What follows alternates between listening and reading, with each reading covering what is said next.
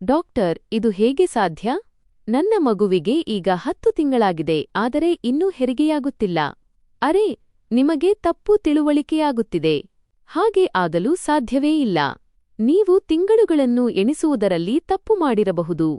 ನೀವು ಹೀಗೆ ಹೇಗೆ ಹೇಳುತ್ತಿದ್ದೀರಿ? ಗರ್ಭಿಣಿಯಾಗಿರುವ ಯಾವ ಹೆಣ್ಣು ಮಗಳಾದರೂ ತನ್ನ ತಿಂಗಳುಗಳನ್ನು ಎಣಿಸುವುದರಲ್ಲಿ ತಪ್ಪು ಮಾಡಲು ಸಾಧ್ಯವೇ? ನಾನು ಹೇಳುತ್ತಿದ್ದೇನೆಲ್ಲ, ಈಗಲೇ ನನ್ನ ಅಲ್ಟ್ರಾಸೌಂಡ್ ಮಾಡಿ. ನನ್ನ ಪಟ್ಟು ಹಿಡಿದ ಒತ್ತಾಯದ ಮೇರೆಗೆ ಡಾಕ್ಟರ್ ಅಲ್ಟ್ರಾಸೌಂಡ್ ಮಾಡಲು ಶುರು ಮಾಡಿದರು. ಸ್ಕ್ರೀನ್ ಮೇಲೆ ನೋಡುತ್ತಿದ್ದಂತೆಯೇ ಅವರು ಜೋರಾಗಿ ಕಿರುಚುತ್ತಾ ನರ್ಸ್ ಅನ್ನು ಕರೆದರು ಮತ್ತು ತಕ್ಷಣ ತಂಡವನ್ನು ಸಿದ್ಧಗೊಳಿಸಲು ಹೇಳಿದರು. ನಾನು ಗಾಬರಿಯಿಂದ ಕೇಳಿದೆ, ಏನಾಯಿತು ಡಾಕ್ಟರ್? ನನ್ನ ಹೆಸರು ಮುಸ್ಕಾನ್. ನಾನು ಚಿಕ್ಕವಳಿದ್ದಾಗ ನನ್ನ ತಂದೆ ತಾಯಿಗೆ ತುಂಬಾ ಮುದ್ದಿನ ಮಗಳಾಗಿದ್ದೆ. ಆದರೆ ನನ್ನ ಜೀವನದಲ್ಲಿ ಅಂತಹ ಒಂದು ಬಿರುಗಾಳಿ ಎದುರಾಯಿತು. ಅದರ ಬಗ್ಗೆ ಆ ವಯಸ್ಸಿನಲ್ಲಿ ನಾನು ಯೋಚಿಸಲು ಸಾಧ್ಯವಿರಲಿಲ್ಲ. ಅದು ನನ್ನ ಜೀವನದ ಎಷ್ಟು ದೊಡ್ಡ ದುಃಖವಾಗಿತ್ತು ಎಂದರೆ, ನಾನು ದೊಡ್ಡವಳಾಗುತ್ತಾ ಹೋದಂತೆ ನನಗೆ ಅರ್ಥವಾಗತೊಡಗಿತು, ದೇವರು ನನ್ನ ಹಣೆಬರಹದಲ್ಲಿ ಈ ದುರದೃಷ್ಟವನ್ನು ಬರೆದು ನನ್ನೊಂದಿಗೆ ಎಂತಹ ದೊಡ್ಡ ಅನ್ಯಾಯ ಮಾಡಿದ್ದಾನೆ ಎಂದು. ನನಗಿಂತ 7 ವರ್ಷ ದೊಡ್ಡವನಾದ ಒಬ್ಬನೇ ಅಣ್ಣನಿದ್ದ. ನನ್ನ ತಂದೆ ತಾಯಿ ನಮ್ಮನ್ನು ಅಪಾರವಾಗಿ ಪ್ರೀತಿಸುತ್ತಿದ್ದರು. ಆದರೆ ಒಂದು ರಸ್ತೆ ಅಪಘಾತದಲ್ಲಿ ಅವರಿಬ್ಬರೂ ನಮ್ಮನ್ನು ಸದಾಕಾಲಕ್ಕಾಗಿ ಅಗಲಿ ಹೋಗಿಬಿಟ್ಟರು. ಇದಾದ ನಂತರ ನನಗೆ ಎಲ್ಲವೂ ನನ್ನ ಅಣ್ಣನೇ ಆದರು. ನಾನು ಪ್ರತಿಯೊಂದು ಕೆಲಸವನ್ನೂ ಅವರ ಇಷ್ಟದಂತೆಯೇ ಮಾಡಲು ಶುರುಮಾಡಿದೆ. ಅಣ್ಣನ ಮದುವೆಯಾಗುವವರೆಗೂ ಎಲ್ಲವೂ ಸರಿಯಾಗಿಯೇ ಇತ್ತು. ಆದರೆ ಅತ್ತಿಗೆ ಮನೆಗೆ ಬಂದ ಮೇಲೆ ನಾನು ಅವರಿಗೆ ಪ್ರತಿಕ್ಷಣವೂ ಕಣ್ಣಿಗೆ ಕಂಟಕವಾಗಿ ಕಾಣಲಾರಂಭಿಸಿದೆ. ಮದುವೆಗೆ ಮುನ್ನ ನನ್ನನ್ನು ಅತೀವವಾಗಿ ಪ್ರೀತಿಸುತ್ತಿದ್ದ, ಗೌರವಿಸುತ್ತಿದ್ದ ಅದೇ ಅಣ್ಣನಿಗೆ ಈಗ ನಾನು ಸ್ವಲ್ಪವೂ ಇಷ್ಟವಾಗುತ್ತಿರಲಿಲ್ಲ. ಅಣ್ಣ ಆಫೀಸ್ನಿಂದ ಮನೆಗೆ ಬಂದ ಕೂಡಲೇ ಅತ್ತಿಗೆ ದೂರುಗಳ ಪಟ್ಟಿಯನ್ನೇ ಹಿಡಿದು ಕುಳಿತುಬಿಡುತ್ತಿದ್ದರು ಮತ್ತು ನನ್ನಲ್ಲಿರುವ ಸಾಲು ಸಾಲು ತಪ್ಪುಗಳನ್ನು ಒಂದೊಂದಾಗಿ ಎಣಿಸಲು ಶುರುಮಾಡುತ್ತಿದ್ದರು. ಆರಂಭದಲ್ಲಿ ಅಣ್ಣ ಅವರನ್ನು ತಡೆದರು ಮತ್ತು ಮುಸ್ಕಾನ್ ಅಂತಹವಳಲ್ಲ ಎಂದು ಅವರ ಮಾತನ್ನು ಅಲ್ಲಗಳೆಯುತ್ತಿದ್ದರು. ಆದರೆ ಈ ಕಹಿ ಮಾತುಗಳು ನಿಧಾನ ವಿಷದಂತಿರುತ್ತವೆ. ಅವು ಯಾವುದೇ ಮನುಷ್ಯನ ಮನಸ್ಸಿನ ಆಳದಲ್ಲಿ ಬಹಳ ಬೇಗನೆ ಕುಳಿತುಬಿಡುತ್ತವೆ. ಅದಕ್ಕೆ ಸ್ವಲ್ಪ ಸಮಯ ಬೇಕಾಗುತ್ತದೆ ಅಷ್ಟೇ. ನನ್ನ ವಿಷಯದಲ್ಲೂ ಅದೇ ಆಯಿತು. ಮೊದಮೊದಲು ಅತ್ತಿಗೆಯ ಮಾತನ್ನು ವಿರೋಧಿಸುತ್ತಿದ್ದ ಅಣ್ಣ ಕೆಲವು ವರ್ಷಗಳ ನಂತರ ಅವರ ಮಾತುಗಳೇ ಸತ್ಯ ಎಂದು ನಂಬತೊಡಗಿದರು ಮತ್ತು ನನ್ನನ್ನು ತಪ್ಪಾಗಿ ಅರ್ಥೈಸಿಕೊಳ್ಳಲು ಶುರುಮಾಡಿದರು. ಅವರು ಪದೇ ಪದೇ ನನ್ನನ್ನು ಬೈಯುತ್ತಿದ್ದರು ಮತ್ತು ನನ್ನಲ್ಲಿ ನೂರಾರು ಕೊರತೆಗಳನ್ನು ಹುಡುಕುತ್ತಿದ್ದರು. ನನಗೆ 18 ವರ್ಷ ತುಂಬುತ್ತಿದ್ದಂತೆಯೇ ಅತ್ತಿಗೆ ನನಗೆ ಆದಷ್ಟು ಬೇಗ ಮದುವೆ ಮಾಡಬೇಕೆಂದು ಹಠ ಹಿಡಿದರು. ಆದರೆ ನನಗೆ ಇಷ್ಟು ಬೇಗ ಮದುವೆಯಾಗಲು ಇಷ್ಟವಿರಲಿಲ್ಲ. ನಾನು ಇನ್ನೂ ಓದಬೇಕೆಂದಿದ್ದೆ. ಆದರೆ ಅಲ್ಲಿ ನನ್ನ ಮಾತನ್ನು ಕೇಳುವವರು ಯಾರೂ ಇದ್ದರು? ಅಣ್ಣ ನನಗಾಗಿ ಸಂಬಂಧಗಳನ್ನು ಹುಡುಕಲು ಶುರುಮಾಡಿದರು. ಇದೇ ಸಮಯದಲ್ಲಿ ಅಣ್ಣನ ಜೀವನದಲ್ಲಿ ಒಂದು ದೊಡ್ಡ ಸಂತೋಷದ ಸುದ್ದಿ ಬಂದಿತು. ಅವರಿಗೆ ತಮ್ಮ ಕಂಪನಿಯ ವತಿಯಿಂದ ಅಮೆರಿಕಾದಲ್ಲಿ ಕೆಲಸ ಮಾಡುವ ಅವಕಾಶ ಸಿಕ್ಕಿತು. ಇದನ್ನು ಕೇಳುತ್ತಿದ್ದಂತೆಯೇ ಅತ್ತಿಗೆಯ ಕಣ್ಣಿನಲ್ಲಿ ಬಣ್ಣ ಬಣ್ಣದ ಕನಸುಗಳು ಮೂಡಿದವು. ಸ್ವಾತಂತ್ರ್ಯ, ಹಣ ಮತ್ತು ಅತ್ಯುತ್ತಮ ಜೀವನ ಶೈಲಿ ಇರುವ ಅಂತಹ ಆಧುನಿಕ ಜೀವನವನ್ನು ಯಾವ ಹುಡುಗಿ ತಾನೇ ಬಯಸುವುದಿಲ್ಲ? ಅದಕ್ಕಾಗಿಯೇ ಅತ್ತಿಗೆ ತಕ್ಷಣ ಅಣ್ಣನಿಗೆ ಈ ಅವಕಾಶವನ್ನು ಯಾವುದೇ ಕಾರಣಕ್ಕೂ ಕೈಬಿಡಬೇಡಿ ಎಂದು ಹೇಳಿದರು. ಆದರೆ ಈಗ ಅತಿದೊಡ್ಡ ಅಡ್ಡಿಯಾಗಿದ್ದವಳು ನಾನೇ. ಏಕೆಂದರೆ ನಾನಿರುವಾಗ ಅಣ್ಣ ಅಮೆರಿಕಕ್ಕೆ ಹೋಗುವುದು ಹೇಗೆ? ಅದಕ್ಕಾಗಿಯೇ ಮೊದಲು ನನಗಾಗಿ ಸಂಬಂಧಗಳನ್ನು ಬಹಳ ಜಾಗರೂಕತೆಯಿಂದ ವಿಚಾರಿಸಿ ನಿಧಾನವಾಗಿ ಹುಡುಕುತ್ತಿದ್ದವರು ಈಗ ಹೇಗಾದರೂ ಮಾಡಿ ನನ್ನನ್ನು ಮದುವೆ ಮಾಡಿ ಕಳುಹಿಸಿ ತಾವು ನೆಮ್ಮದಿಯಾಗಿ ಅಮೆರಿಕಾದಲ್ಲಿ ಹೊಸ ಪ್ರಪಂಚವನ್ನು ಕಟ್ಟಿಕೊಳ್ಳಲು ಅವಸರ ಮಾಡತೊಡಗಿದರು. ಹೊಸ ಜಾಗಕ್ಕೆ ಕೆಲಸವನ್ನು ವರ್ಗಾಯಿಸಬೇಕಾಗಿದ್ದರಿಂದ ಅಣ್ಣನ ಬಳಿ ನನಗಾಗಿ ಸ್ವತಃ ಹೋಗಿ ಸಂಬಂಧಗಳನ್ನು ನೋಡುವಷ್ಟು ಸಮಯವಿರಲಿಲ್ಲ. ಈ ಕಾರಣದಿಂದ ಅವರು ಮದುವೆ ಮಾಡಿಸುವ ಒಬ್ಬ ಆಂಟಿಗೆ ಜವಾಬ್ದಾರಿಯನ್ನು ವಹಿಸಿದರು. ಕೇವಲ 1 ವಾರದೊಳಗೆ ಅವರು ಗಿರೀಶ್ ಎಂಬುವವರ ಸಂಬಂಧವನ್ನು ತಂದರು ಮತ್ತು 1 ವಾರದಲ್ಲೇ ನನ್ನ ಮದುವೆಯನ್ನು ಸರಳವಾಗಿ ಮಾಡಲಾಯಿತು. ಅಣ್ಣ ಅತ್ತಿಗೆಯನ್ನು ಕರೆದುಕೊಂಡು ಶಾಶ್ವತವಾಗಿ ಅಮೆರಿಕಕ್ಕೆ ತೆರಳಿದರು. ನಿಜ ಹೇಳಬೇಕೆಂದರೆ ಆರಂಭದಲ್ಲಿ ಅಣ್ಣನ ವರ್ತನೆ ನನಗೆ ತುಂಬಾ ಬೇಸರ ತರಿಸಿತ್ತು. ಆದರೆ ನಂತರ ನಾನು ನನಗೆ ನಾನೇ ಸಮಾಧಾನಪಡಿಸಿಕೊಂಡೆ. ನನ್ನನ್ನು ಈ ರೀತಿ ಒಬ್ಬಂಟಿಯಾಗಿ ಬಿಟ್ಟು ಹೋಗುತ್ತಿರುವ ಅಣ್ಣನ ಬಗ್ಗೆ ಏಕೆ ಯೋಚಿಸಬೇಕು? ಈಗ ನಾನು ಯಾರ ಜೊತೆ ಜೀವನ ಸಾಗಿಸಬೇಕೋ ಅವರ ಬಗ್ಗೆ ಯೋಚಿಸಬೇಕು ಎಂದುಕೊಂಡೆ. ಅಣ್ಣ ಅತ್ತಿಗೆಯ ಜೊತೆ ಸದಾಕಾಲಕ್ಕೆ ಹೊರಟು ಹೋಗಿದ್ದರೂ ಅಲ್ಲಿಗೆ ತಲುಪಿದ ಮೇಲೆ ಒಮ್ಮೆಯೂ ತಿರುಗಿ ನೋಡಲಿಲ್ಲ ಅಥವಾ ನನ್ನೊಂದಿಗೆ ಮಾತನಾಡಲು ಪ್ರಯತ್ನಿಸಲಿಲ್ಲ. ನಾನು ಕೂಡ ಅವರ ಜೊತೆ ಮಾತನಾಡಲು ಸಾಧ್ಯವಾಗಲಿಲ್ಲ. ಏಕೆಂದರೆ ಅವರು ಇನ್ನು ಮುಂದೆ ಇಲ್ಲಿಗೆ ಎಂದಿಗೂ ಬರುವುದಿಲ್ಲ ಎಂಬುದು ನನಗೆ ಚೆನ್ನಾಗಿ ತಿಳಿದಿತ್ತು. ಈಗ ನಾನು ನನ್ನ ಗಂಡನ ಮನೆಗೆ ಬಂದಿದ್ದೆ. ಆರಂಭದಲ್ಲಿ ಅಲ್ಲಿ ಎಲ್ಲವೂ ಸರಿಯಾಗಿದೆ ಎಂದೇ ಅನಿಸುತ್ತಿತ್ತು. ನಾನು ಆ ಮನೆಯ ದಿನಚರಿಯನ್ನು ಅರ್ಥಮಾಡಿಕೊಳ್ಳಲು ಪ್ರಯತ್ನಿಸುತ್ತಿದ್ದೆ. ಆದರೆ ಹಲವು ವಿಷಯಗಳು ನನಗೆ ಅರ್ಥವಾಗುತ್ತಿದ್ದವು, ಇನ್ನು ಕೆಲವು ಅರ್ಥವಾಗುತ್ತಿರಲಿಲ್ಲ. ಆ ಮನೆಯಲ್ಲಿ ನನಗೆ ಪ್ರತಿಯೊಂದೂ ವಿಚಿತ್ರವಾಗಿ ಅನಿಸುತ್ತಿತ್ತು. ಮನೆಯ ವಾತಾವರಣ ಕೂಡ ತುಂಬಾ ಶಾಂತವಾಗಿತ್ತು. ಆದರೆ ಆ ಮೌನದಲ್ಲಿ ಸುಖವಿರಲಿಲ್ಲ, ಬದಲಾಗಿ ಒಂದು ರೀತಿಯ ವಿಚಿತ್ರವಾದ ಒತ್ತಡವಿತ್ತು. ಆ ಮನೆ ತೀರಾ ಸಾಧಾರಣವಾಗಿತ್ತು. ಪೀಠೋಪಕರಣಗಳು ಕೂಡ ಹಳೆಯದಾಗಿದ್ದವು, ಆದರೂ ಅವರ ಜೀವನದಲ್ಲಿ ಒಂದು ವಿಭಿನ್ನ ರೀತಿಯ ಗುಣಮಟ್ಟ ಸ್ಟ್ಯಾಂಡರ್ಡ್ ಎದ್ದು ಕಾಣುತ್ತಿತ್ತು. ಅದು ಯಾವ ರೀತಿಯ ಜೀವನವೋ ತಿಳಿಯದು. ಮನೆಯಲ್ಲಿ ಸರಿಯಾಗಿ ಕೆಲಸ ಮಾಡುವ ಒಂದೇ ಒಂದು ವಸ್ತುವೂ ಇರಲಿಲ್ಲ. ಫ್ಯಾನ್ ಆಗಾಗ ಓಡುತ್ತಾ ಓಡುತ್ತಾ ನಿಂತುಬಿಡುತ್ತಿತ್ತು. ಬಟ್ಟೆ ಒಗೆಯುವ ಯಂತ್ರವಂತೂ ಸಂಪೂರ್ಣ ಕೆಟ್ಟು ಹೋಗಿತ್ತು. ಫ್ರಿಜ್ ಕೂಡ ಕೆಟ್ಟು ಮೂಲೆಯಲ್ಲಿ ಬಿದ್ದಿತ್ತು. ಆದರೆ ಇವರು ತಿನ್ನುವ ಆಹಾರ ಮಾತ್ರ ಪ್ರಪಂಚದ ಅತ್ಯಂತ ಶ್ರೀಮಂತರು ತಿನ್ನುವ ರೀತಿಯಲ್ಲಿ ಇರುತ್ತಿತ್ತು.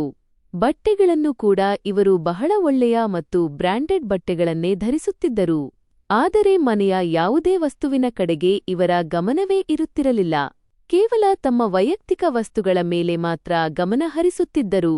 ಆದರೆ ಹೀಗೇಕೆ ಎಂದು ನನಗೆ ಅರ್ಥವೇ ಆಗುತ್ತಿರಲಿಲ್ಲ. ನಂತರ ನನಗೆ ಅನಿಸತೊಡಗಿತು, ಖಂಡಿತವಾಗಿ ಏನೋ ಒಂದು ವಿಷಯವಿದೆ. ಅದರ ಕಾರಣದಿಂದಲೇ ಇವರು ಈ ಮನೆಯಲ್ಲಿ ಇಷ್ಟು ವಿಚಿತ್ರವಾಗಿ ವರ್ತಿಸುತ್ತಿದ್ದಾರೆ ಎಂದು. ಈಗ ನಾನು ಕೂಡ ಈ ಮನೆಯ ಭಾಗವಾಗಿದ್ದೆ. ಆದ್ದರಿಂದ ಇದೆಲ್ಲವನ್ನೂ ನಾನು ಕೂಡ ಅನುಭವಿಸುತ್ತಿದ್ದೆ. ನಾನು ನನ್ನ ಪತಿಯ ಬಳಿ ಹೇಳಿದೆ, ನನ್ನ ಕೋಣೆಯಲ್ಲಿರುವ ಡ್ರೆಸ್ಸಿಂಗ್ ಟೇಬಲ್ನ ಕನ್ನಡಿ ಒಡೆದು ಹೋಗಿದೆ. ಒಡೆದ ಕನ್ನಡಿಯ ಮುಖ ನೋಡಿದರೆ ಅದೃಷ್ಟ ಕೆಡುತ್ತದೆ ಎಂದು ಜನರು ಹೇಳುತ್ತಾರೆ. ನೀವು ನನಗೆ ಸ್ವಲ್ಪ ಹಣ ಕೊಡಿ, ನಾನು ಆ ಕನ್ನಡಿಯನ್ನು ಸರಿಪಡಿಸಿಕೊಳ್ಳುತ್ತೇನೆ ಎಂದು. ಅದಕ್ಕೆ ಅವರು, ನನ್ನೊಬ್ಬ ಗೆಳೆಯನಿದ್ದಾನೆ, ಅವನು ಕನ್ನಡಿ ಸರಿಪಡಿಸುವ ಕೆಲಸವನ್ನೇ ಮಾಡುತ್ತಾನೆ. ನಾನು ಅವನಿಗೆ ಹೇಳುತ್ತೇನೆ, ಅವನೇ ಮನೆಗೆ ಬಂದು ಸರಿಪಡಿಸುತ್ತಾನೆ. ಸದ್ಯಕ್ಕೆ ನನ್ನ ಬಳಿ ಹಣವಿಲ್ಲ ಎಂದರು.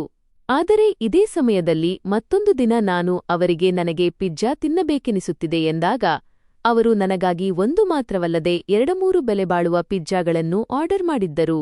ಅದನ್ನು ನಾವೆಲ್ಲರೂ 2-3 ದಿನಗಳವರೆಗೆ ತಿಂದಿದ್ದೆವು. ನನಗೆ ಅರ್ಥವಾಗುತ್ತಿರಲಿಲ್ಲ, ಅಲ್ಲಿ ಅವರ ಬಳಿ ಹಣವಿತ್ತು, ಆದರೆ ಇಲ್ಲಿ ಈ ವಸ್ತುವಿಗಾಗಿ ಅವರ ಬಳಿ ಹಣವಿರಲಿಲ್ಲ. ಇವರು ಯಾವ ರೀತಿಯ ಜೀವನ ನಡೆಸುತ್ತಿದ್ದಾರೆ ಎಂಬುದು ದೇವರಿಗೆ ಗೊತ್ತು. ಅಂದರೆ ಅವರ ಬಳಿ ಹಣವೇನೋ ಇರುತ್ತಿತ್ತು, ಆದರೆ ಮನೆಯನ್ನು ಸುಧಾರಿಸಲು ಅವರ ಬಳಿ ಏನೂ ಇರುತ್ತಿರಲಿಲ್ಲ. ಮನೆಯಲ್ಲಿ ಎಂದೂ ರೇಷನ್ ಪೂರ್ತಿಯಾಗಿ ತರುತ್ತಿರಲಿಲ್ಲ ಅಥವಾ ಬೇರೆ ಯಾವುದೇ ಸಾಮಾನುಗಳಾಗಲಿ ಇರುತ್ತಿರಲಿಲ್ಲ. ಯಾವಾಗ ಊಟಕ್ಕೆ ಕುಳಿತರೂ ಯಾವುದಾದರೊಂದು ವಸ್ತು ಕಡಿಮೆ ಬೀಳುತ್ತಿತ್ತು. ಪ್ರತಿಯೊಂದನ್ನು ಅಳೆದು ತೂಗಿ ತಂದಂತೆ ಭಾಸವಾಗುತ್ತಿತ್ತು. ಮನೆಯಲ್ಲಿ ಅಗತ್ಯವಾದ ವಸ್ತುಗಳು ಎಷ್ಟು ಬರುತ್ತಿದ್ದವೆಂದರೆ ಅವುಗಳಿಂದ ಅಗತ್ಯವು ಪೂರೈಕೆಯಾಗುತ್ತಲೇ ಇರಲಿಲ್ಲ. ನಾನು ಇದೆಲ್ಲವನ್ನೂ ನೋಡಿ ಆಶ್ಚರ್ಯಚಕಿತಳಾಗಿದ್ದೆ ಮತ್ತು ಪದೇ ಪದೇ ಮನಸ್ಸಿನಲ್ಲಿ ಪ್ರಶ್ನೆ ಮೂಡುತ್ತಿತ್ತು, ಅಸಲಿಗೆ ಹೀಗೇಕೆ ಆಗುತ್ತಿದೆ ಎಂದು. ಜನರು ತಮ್ಮ ಕಪ್ಪು ಹಣವನ್ನು ಮರೆಮಾಚಲು ತಾವು ಬಡವರು ಎಂದು ತೋರಿಸಿಕೊಳ್ಳುವಾಗ ಮಾತ್ರ ಹೀಗೆ ಮಾಡುತ್ತಾರೆ. ಆದರೆ ನನ್ನ ಪತಿ ತಾನು ಸ್ವಂತ ಬಿಸಿನೆಸ್ ಮಾಡುತ್ತಿರುವುದಾಗಿಯೂ, ಹಗಲಿರುಳು ಕಷ್ಟಪಟ್ಟು ತನ್ನ ವ್ಯವಹಾರವನ್ನು ನಿಲ್ಲಿಸಿರುವುದಾಗಿಯೂ ಮತ್ತು ಕಷ್ಟಪಟ್ಟೇ ಹಣ ಗಳಿಸುತ್ತಿರುವುದಾಗಿಯೂ ಹೇಳುತ್ತಿದ್ದನು. ನನಗೆ ಕೆಲವೊಮ್ಮೆ ನನ್ನ ಅಣ್ಣನ ಮೇಲೆ ತುಂಬಾ ಸಿಟ್ಟು ಬರುತ್ತಿತ್ತು. ಅಪರಿಚಿತ ಜನರ ವಿಷಯದಲ್ಲಿ ಆತುರಪಡುವುದರ ಫಲಿತಾಂಶ ಹೀಗೆಯೇ ಇರುತ್ತದೆ. ಅವರ ಬಗ್ಗೆ ಸರಿಯಾಗಿ ವಿಚಾರಿಸದಿದ್ದಾಗ ಯಾವುದೂ ಸರಿಯಾಗಿ ತಿಳಿಯುವುದಿಲ್ಲ. ಒಂದು ದಿನ ನಾನು ಅವರ ಮಾತುಗಳನ್ನು ಕೇಳಿಸಿಕೊಂಡೆ. ನನ್ನ ಪತಿ ಆಗ ಫೋನ್ನಲ್ಲಿ ಯಾರೊಂದಿಗೋ ಮಾತನಾಡುತ್ತಿದ್ದನು. ಅವನು ಹೇಳುತ್ತಿದ್ದನು, ನೀವು ಸ್ವಲ್ಪವೂ ಚಿಂತಿಸಬೇಡಿ, ನಾವು ಸಣ್ಣ ಮಾರ್ಕೆಟ್ನವರಾಗಿರಬಹುದು, ಆದರೆ ವಸ್ತು ಮಾತ್ರ ನಿಮಗೆ ಎಕ್ದಂ ಕಡಕ್ ನಂಬರ್ 1 ಸಿಗುತ್ತದೆ ಎಂದು. ಮೊದಲು ನನಗೆ ಅವನು ಬಿಸಿನೆಸ್ಗೆ ಸಂಬಂಧಿಸಿದ ಯಾವುದೋ ಮಾತನ್ನು ಆಡುತ್ತಿದ್ದಾನೆ ಎಂದು ಅನಿಸಿತು. ಆದರೆ ಯಾವಾಗ ಅವನು ಇಲ್ಲ, ಅದು 10 ತಿಂಗಳದ್ದೇ ಆಗಿರಬೇಕು ಎಂದು ಹೇಳಿದನೋ, ಆಗ ತಕ್ಷಣವೇ ನನ್ನ ಕಿವಿಗಳು ಚುರುಕಾದವು. ನಾನು ಇನ್ನೂ ಗಮನವಿಟ್ಟು ಕೇಳತೊಡಗಿದೆ. 10 ತಿಂಗಳದ್ದು ಅಸಲಿಗೆ ಏನಾಗಿರಬಹುದು? ಯಾರಿಗೆ ಬೇಕಾದರೂ ಕಳುಹಿಸಬಹುದಾದ ಅಥವಾ ಕೊಡಬಹುದಾದ 10 ತಿಂಗಳ ವಸ್ತು ಯಾವುದು? ಅವನು ಈ ಮಾತನ್ನು ವಿಚಿತ್ರವಾಗಿ ಏಕೆ ಹೇಳಿದನು? ನಂತರ ಅವನು ಹೇಳಿದನೂ ಆಗುತ್ತದೆ. ಆದರೆ ನೋಡಿ, ಈ ಬಾರಿ ನನಗೆ ಹಣ ಜಾಸ್ತಿ ಬೇಕು ಎಂದು. ಅವತಲೆಯಿಂದ ಏನು ಮಾತು ಬರುತ್ತಿತ್ತೋ ತಿಳಿಯದು. ನಂತರ ಯಾವಾಗ ಅವನು ಪೂರ್ತಿ 5 ಕೋಟಿ ಎಂದು ಹೇಳಿದನೋ, ಅದನ್ನು ಕೇಳಿ ನಾನು ಬೆಚ್ಚಿಬಿದ್ದೆ. ಏಕೆಂದರೆ ಅದು ಬಹಳ ದೊಡ್ಡ ಮೊತ್ತವಾಗಿತ್ತು. ಆಗ ಇದ್ದಕ್ಕಿದ್ದಂತೆ ನನ್ನ ಪತಿಗೆ ಯಾರೋ ತನ್ನ ಮಾತನ್ನು ಕೇಳಿಸಿಕೊಳ್ಳುತ್ತಿದ್ದಾರೆ ಎಂಬ ಅನುಮಾನ ಬಂದಿರಬೇಕು. ಅವನು ತಕ್ಷಣವೇ ಮುಂದೆ ಬಂದು ಕೋಣೆಯ ಬಾಗಿಲನ್ನು ಮುಚ್ಚಿಕೊಂಡನು ಮತ್ತು ನನಗೆ ಮುಂದಿನ ಯಾವುದೇ ಮಾತು ಕೇಳಿಸಲಿಲ್ಲ. ನಾನು ಅಲ್ಲಿಯೇ ಆಘಾತದಲ್ಲಿ ನಿಂತುಬಿಟ್ಟೆ. ನನ್ನ ಹೃದಯ ಬಡಿತ ಹೆಚ್ಚಾಗಿತ್ತು. ನಾನು ಈಗ ಕೇಳಿಸಿಕೊಂಡದ್ದು ನಿಜವೇ ಅಥವಾ ನಾನು ಏನನ್ನಾದರೂ ತಪ್ಪಾಗಿ ಯೋಚಿಸುತ್ತಿದ್ದೇನೆಯೇ ಎಂದು ನನಗೆ ಅರ್ಥವಾಗುತ್ತಿರಲಿಲ್ಲ. ಆದರೆ ಅವನ ಆ ಶಬ್ದಗಳು ನನ್ನ ಕಿವಿಯಲ್ಲಿ ಪದೇ ಪದೇ ಪ್ರತಿಧ್ವನಿಸುತ್ತಿದ್ದವು. 10 ತಿಂಗಳು, 5 ಕೋಟಿ ಮತ್ತು ಕಳುಹಿಸಬಹುದಾದ ಅಥವಾ ಕೊಡಬಹುದಾದ ಯಾವುದೋ ವಸ್ತು. ನಾನು ನನಗೆ ನಾನೇ ಸಮಾಧಾನಪಡಿಸಿಕೊಳ್ಳಲು ಪ್ರಯತ್ನಿಸುತ್ತಿದ್ದೆ, ಆದರೆ ಒಳಗಿನಿಂದ ನನ್ನ ಆತಂಕ ಹೆಚ್ಚಾಗುತ್ತಲೇ ಇತ್ತು. ಒಂದು ದಿನ ಮನೆಯಲ್ಲಿ ಅಡುಗೆ ಮಾಡಲು ಏನೂ ಇರಲಿಲ್ಲ. ಈ ತೊಂದರೆ ಸರಿಸುಮಾರು ಪ್ರತಿ ಕೆಲವು ದಿನಗಳಿಗೊಮ್ಮೆ ಬರುತ್ತಿತ್ತು. ಬೆಳಗ್ಗೆ ಎದ್ದಾಗ ಅಡುಗೆ ಮಾಡಬೇಕಿತ್ತು, ಆದರೆ ಏನೂ ಇರಲಿಲ್ಲ. ನಾನು ನನ್ನ ಪತಿಯ ಜೇಬಿನಿಂದ ಸ್ವಲ್ಪ ಹಣವನ್ನು ತೆಗೆದುಕೊಂಡೆ. ಅವರು ಮಧ್ಯಾಹ್ನ 3ರಿಂದ 4 ಗಂಟೆಯವರೆಗೆ ಮಲಗುತ್ತಿದ್ದರು ಮತ್ತು ನಂತರ ಎದ್ದು ಎಲ್ಲೋ ಹೋಗುತ್ತಿದ್ದರು, ಮತ್ತೆ ರಾತ್ರಿ 2ರಿಂದ 3 ಗಂಟೆಗೆ ಹಿಂತಿರುಗುತ್ತಿದ್ದರು. ಅವರ ತಾಯಿಯ ದಿನಚರಿಯೂ ಹೀಗೆಯೇ ಇತ್ತು. ಅವರು ತಡವಾಗಿ ಏಳುತ್ತಿದ್ದರು. ರಾತ್ರಿಯೆಲ್ಲ ಕೆಲವೊಮ್ಮೆ ಸಿನೆಮಾ ನೋಡುವುದು, ಕೆಲವೊಮ್ಮೆ ಸೀರಿಯಲ್ ನೋಡುವುದು, ಕೆಲವೊಮ್ಮೆ ರೊಮ್ಯಾಂಟಿಕ್ ಕಾದಂಬರಿಗಳನ್ನು ಓದುವುದು ಮಾಡುತ್ತಿದ್ದರು.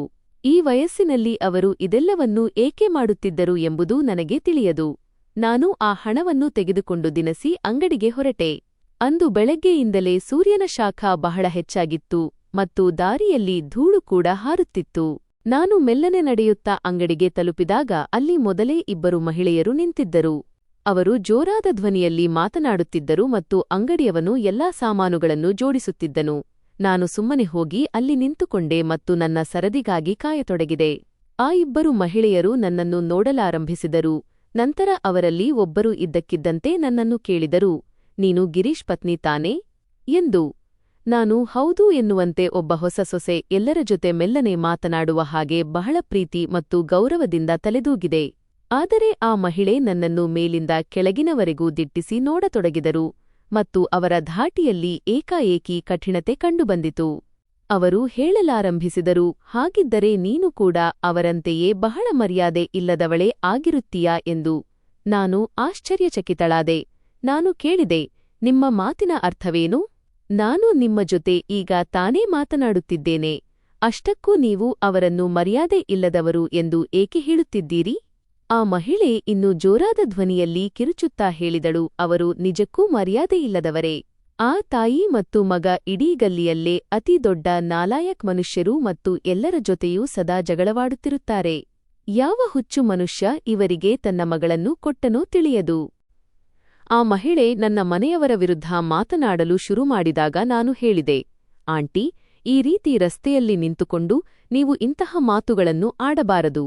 ನಾನು ನಿಮ್ಮನ್ನು ಮೊದಲ ಬಾರಿ ಭೇಟಿಯಾಗುತ್ತಿದ್ದೇನೆ ಮತ್ತು ಕೇವಲ ನಾನು ಗಿರೀಶ್ ಪತ್ನಿ ಎಂದು ತಿಳಿದ ತಕ್ಷಣ ನೀವು ನನ್ನ ತವರು ಮನೆಯವರವರೆಗೂ ಹೋಗಿ ಮಾತನಾಡುತ್ತಿದ್ದೀರಿ. ಇದು ಬಹಳ ತಪ್ಪು. ಆ ಮಹಿಳೆ ಕೋಪದಿಂದ ಹೇಳಿದಳು, ನಮ್ಮಂತಹ ಮುದುಕರಿಗೆ ಕೆಟ್ಟದ್ದೇ ಸಿಗುವುದು. ಅವರು ಕೆಟ್ಟವರು, ನೀನು ಕೆಟ್ಟವಳು. ಈ ಉಪದ್ರವ ಮತ್ತು ಕೆಟ್ಟ ಹೆಸರು ನಮ್ಮ ಗಲ್ಲಿಯಿಂದ ಯಾವಾಗ ಹೊರಗೆ ಹೋಗುತ್ತದೋ ತಿಳಿಯದು. ಆ ಮಹಿಳೆಯ ಮಾತುಗಳನ್ನು ಕೇಳಿ ನನ್ನ ಕೈಗಳು ನಡುಗಲಾರಂಭಿಸಿದವು. ನಾನು ನನ್ನ ಸುತ್ತಲೂ ನೋಡಿದೆ, ಏಕೆಂದರೆ ಜನರು ನಿಂತು ನಮ್ಮನ್ನೇ ನೋಡುತ್ತಿದ್ದರು ಮತ್ತು ಅಲ್ಲಿನ ವಾತಾವರಣದಲ್ಲಿ ಒಂದು ವಿಚಿತ್ರವಾದ ಆತಂಕ ಹರಡಿತ್ತು. ನಾನು ಮತ್ತೆ ಕೇಳಿದೆ, ಅವರ ಮೇಲೆ ನಿಮಗೆ ಇಷ್ಟೊಂದು ದ್ವೇಷವೇಕೆ? ಅವರು ಅಂತಹದ್ದೇನು ಮಾಡಿದ್ದಾರೆ? ಇಡೀ ದಿನ ಅವರು ತಮ್ಮ ಮನೆಯಲ್ಲೇ ಇರುತ್ತಾರಲ್ಲವೇ? ಅಂಗಡಿಯವನು ಕೂಡ ನನ್ನ ಕಡೆಗೆ ಅಷ್ಟಾಗಿ ಗಮನ ಕೊಡುತ್ತಿರಲಿಲ್ಲ. ನಾನು ಅವನಿಗೆ ಸಾಮಾನು ನೀಡಲು ಹೇಳಿದಾಗ ಅವನು ಬೇಗಬೇಗನೆ ಬ್ಯಾಗ್ನಲ್ಲಿ ಹಾಕಿ ನನಗೆ ಕೊಟ್ಟನು. ನಾನು ಅಲ್ಲಿಂದ ತಕ್ಷಣ ಹೊರಟು ಹೋಗಲಿ ಎಂದು ಅವನು ಬಯಸುತ್ತಿದ್ದಂತೆ ಕಾಣುತ್ತಿತ್ತು. ನಾನು ಹೊರಗೆ ಬಂದಾಗ ನೋಡಿದೆ, ಕೆಲವು ಜನರು ಬಾಗಿಲಿನ ಬಳಿ ನಿಂತು ನನ್ನನ್ನೇ ನೋಡುತ್ತಿದ್ದರು ಮತ್ತು ತಮ್ಮತಮ್ಮಲ್ಲೇ ಮೆಲ್ಲನೆ ಮಾತನಾಡುತ್ತಿದ್ದರು. ಕೇವಲ ಆ ಮನೆಯಲ್ಲಿ ನನ್ನ ಮದುವೆಯಾಗಿದೆ ಎಂಬ ಕಾರಣಕ್ಕಾಗಿ ಅವರು ನನ್ನನ್ನು ಆ ರೀತಿ ನೋಡುತ್ತಿದ್ದರು. ಜನರು ಈ ರೀತಿ ಏಕೆ ನೋಡುತ್ತಿದ್ದಾರೆ ಎಂಬುದು ನನಗೆ ಅರ್ಥವಾಗುತ್ತಿರಲಿಲ್ಲ. ರಾತ್ರಿ ನಾನು ಮತ್ತೆ ಅವರ ಮಾತುಗಳನ್ನು ಕೇಳಿಸಿಕೊಂಡೆ. ಆ ಚಿಕ್ಕ ಮನೆಯಲ್ಲಿ ಮಾತುಗಳು ಪ್ರತಿಧ್ವನಿಸುತ್ತವೆ ಎಂಬ ಅಂದಾಜು ಅವರಿಗಿರಲಿಲ್ಲವೋ ಏನೋ. ನನ್ನ ಪತಿ ಹೇಳುತ್ತಿದ್ದನು, ನೋಡು, ಈಗಷ್ಟೇ ನನ್ನ ಮದುವೆಯಾಗಿದೆ. ನನ್ನ ಹೊಸ ವೈವಾಹಿಕ ಜೀವನದ ಕೆಲವು ದಿನಗಳನ್ನು ನಾನು ನೆಮ್ಮದಿಯಿಂದ ಕಳೆಯಲು ಇನ್ನೂ ಸಾಧ್ಯವಾಗಿಲ್ಲ.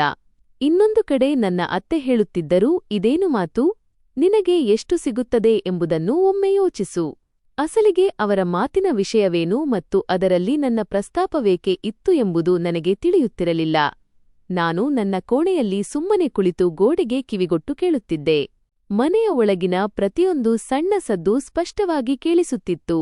ನನ್ನ ಪತಿಯ ಧ್ವನಿ ಮತ್ತೆ ಕೇಳಿಸಿತು. ಅವನು ಹೇಳಿದನು, ನಾನು ಎಲ್ಲವನ್ನೂ ಪ್ಲಾನ್ ಮಾಡಿಯೇ ಮದುವೆಯಾಗಿದ್ದೇನೆ. ಈಗ ನನಗೆ ಸಮಯ ಬೇಕು. ಆಗ ನನ್ನ ಅತ್ತೆ ಜೋರಾದ ಧ್ವನಿಯಲ್ಲಿ ಏಕಾಏಕಿ ಹೇಳತೊಡಗಿದರು, ಇದು ಸಮಯದ ವಿಷಯವಲ್ಲ. ವಿಷಯವನ್ನು ಸರಿಯಾಗಿ ನಿಭಾಯಿಸು, ಇಲ್ಲದಿದ್ದರೆ ಎಲ್ಲವೂ ಹಾಳಾಗಿ ಹೋಗುತ್ತದೆ. ಇದೆಲ್ಲವನ್ನೂ ಕೇಳಿ ನಾನು ದಂಗಾದೆ. ಅಸಲಿಗೆ ಇವರಿಬ್ಬರೂ ನನ್ನ ಬಗ್ಗೆ ಏಕೆ ಮಾತನಾಡುತ್ತಿದ್ದಾರೆ ಮತ್ತು ನಾನು ಒಳಗೊಂಡಿರುವ ಆ ಪ್ಲಾನ್ ಯಾವುದು ಎಂಬ ವಿಷಯವೇ ನನ್ನ ತಲೆಯಲ್ಲಿ ಪದೇ ಪದೇ ಓಡುತ್ತಿತ್ತು. ಸ್ವಲ್ಪ ಸಮಯದ ನಂತರ ಮೌನ ಆವರಿಸಿತು. ಆದರೆ ಆ ಮೌನ ಈಗ ಬಹಳ ಭಾರವಾಗಿ ಅನಿಸುತ್ತಿತ್ತು. ನಾನು ನನ್ನನ್ನು ಚಾದರದಲ್ಲಿ ಅಡಗಿಸಿಕೊಂಡೆ, ಆದರೆ ನಿದ್ರೆ ಬರುತ್ತಿರಲಿಲ್ಲ. ತಲೆಯಲ್ಲಿ ಅದೇ ಧ್ವನಿಗಳು ಪ್ರತಿಧ್ವನಿಸುತ್ತಿದ್ದವು.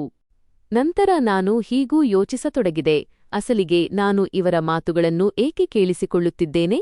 ಪ್ರತಿಯೊಂದು ಮನೆಗೂ ತನ್ನದೇ ಆದ ಕೆಲವು ರಹಸ್ಯಗಳಿರುತ್ತವೆ, ಹಲವು ಸಮಸ್ಯೆಗಳಿರುತ್ತವೆ. ನಾನೇಕೆ ಇದೆಲ್ಲದರ ಮಧ್ಯೆ ಪ್ರವೇಶಿಸಬೇಕು? ಪಂಚಾಯಿತಿ ಮಾಡುವ ಹೆಂಗಸರಂತೆ ನಾನು ಪ್ರತಿಯೊಂದು ಮಾತನ್ನು ಏಕೆ ಕೇಳಿಸಿಕೊಳ್ಳುತ್ತಿದ್ದೇನೆ? ನಾನು ನನ್ನ ಕೆಲಸದ ಕಡೆ ಗಮನ ಕೊಡಬೇಕು ಎಂದುಕೊಂಡೆ. ನಾನು ನನ್ನ ಕೆಲಸದಲ್ಲಿ ತೊಡಗಿಸಿಕೊಳ್ಳಬೇಕು ಎಂದು ನಿರ್ಧರಿಸಿದ ತಕ್ಷಣವೇ ನನ್ನ ಜೀವನದಲ್ಲಿ ನನ್ನನ್ನು ಪೂರ್ತಿ ಕಾರ್ಯನಿರತಗೊಳಿಸುವಂತಹ ಒಂದು ದೊಡ್ಡ ವಿಷಯ ಸಂಭವಿಸಿತು. ಅದೆಂದರೆ ನಾನು ತಾಯಿಯಾಗಲಿದ್ದೆ. ನನ್ನ ಮದುವೆಯಾಗಿ ಕೇವಲ 2-3 ತಿಂಗಳಷ್ಟೇ ಆಗಿತ್ತು. ಆದರೆ ನನ್ನ ಅತ್ತೆ ಒಮ್ಮೆಯೂ ನನಗೆ ಶುಭಸುದ್ದಿ ಯಾವಾಗ ನೀಡುತ್ತೀಯಾ ಎಂದು ಕೇಳಿರಲಿಲ್ಲ. ಆದರೆ ನಾನು ತಾಯಿಯಾಗಲಿದ್ದೇನೆ ಎಂದು ತಿಳಿದಾಗ ಅವರು ಕೇವಲ ಸಂತೋಷಪಟ್ಟಿದ್ದಷ್ಟೇ ಅಲ್ಲದೆ ಖುಷಿಯಿಂದ ಕುಣಿದಾಡಲಾರಂಭಿಸಿದರು. ನನಗಂತೂ ಆಶ್ಚರ್ಯವಾಯಿತು, ಏಕೆಂದರೆ ಅವರು ಇದುವರೆಗೆ ಈ ಬಗ್ಗೆ ಒಮ್ಮೆಯೂ ಮಾತನಾಡಿಸಿರಲಿಲ್ಲ. ಅಂದರೆ ಆದಷ್ಟು ಬೇಗ ಮಗು ಬೇಕು ಎಂದು ನನ್ನ ಮೇಲೆ ಯಾವುದೇ ಒತ್ತಡವನ್ನು ಹೇರಿರಲಿಲ್ಲ. ಆದರೆ ಅಚಾನಕ್ ಆಗಿ ನಾನು ಗರ್ಭಿಣಿ ಎಂದು ತಿಳಿದಾಗ ಅವರು ಎಷ್ಟು ಸಂತೋಷಪಟ್ಟರೆಂದರೆ ನನಗೆ ನಿಜಕ್ಕೂ ಅಚ್ಚರಿಯಾಯಿತು. ಇದು ಕೂಡ ಒಂದು ವಿಚಿತ್ರವಾದ ವಿಷಯವೇ ಆಗಿತ್ತು. ಅವರು ಸಂತೋಷಪಡದಿದ್ದರೆ ನನಗೆ ತೊಂದರೆಯಾಗುತ್ತಿತ್ತು. ಅವರು ಬಹಳ ಖುಷಿಯಿಂದ ನನ್ನ ತಲೆಯ ಮೇಲಿಂದ ಹಣವನ್ನು ಸುಲಿದು ಗಾಳಿಯಲ್ಲಿ ಹಾರಿಸಿದರು ಮತ್ತು ತುಂಬಾ ಸಡಗರ ಸಂಭ್ರಮ ಆಚರಿಸಿದರು. ನನ್ನ ಪತಿಗೆ ಈ ವಿಷಯ ತಿಳಿದಾಗ ಅವರು ನನ್ನ ಅತ್ತೆಗಿಂತಲೂ ಹೆಚ್ಚು ಸಂಭ್ರಮಿಸಿದರು. ಅವರಿಬ್ಬರೂ ನನ್ನ ಬಗ್ಗೆ ಅತೀವವಾಗಿ ಕಾಳಜಿ ವಹಿಸಲು ಶುರುಮಾಡಿದರು. ಮೊದಲ ದಿನದಿಂದಲೇ ಅವರು ನನ್ನನ್ನು 9ನೇ ತಿಂಗಳು ಆರಂಭವಾದ ಗರ್ಭಿಣಿಯಂತೆ ನೋಡಿಕೊಳ್ಳುತ್ತಿದ್ದರು. ನಾನು ಹೇಳಿದೆ, ಒಮ್ಮೆ ಡಾಕ್ಟರ್ ಬಳಿ ಹೋಗಿ ಪರೀಕ್ಷೆ ಮಾಡಿಸಿಕೊಳ್ಳೋಣ, ಆಗ ಎಲ್ಲವೂ ಸರಿಯಾಗಿದೆ ಎಂದು ಖಚಿತವಾಗುತ್ತದೆ ಎಂದು.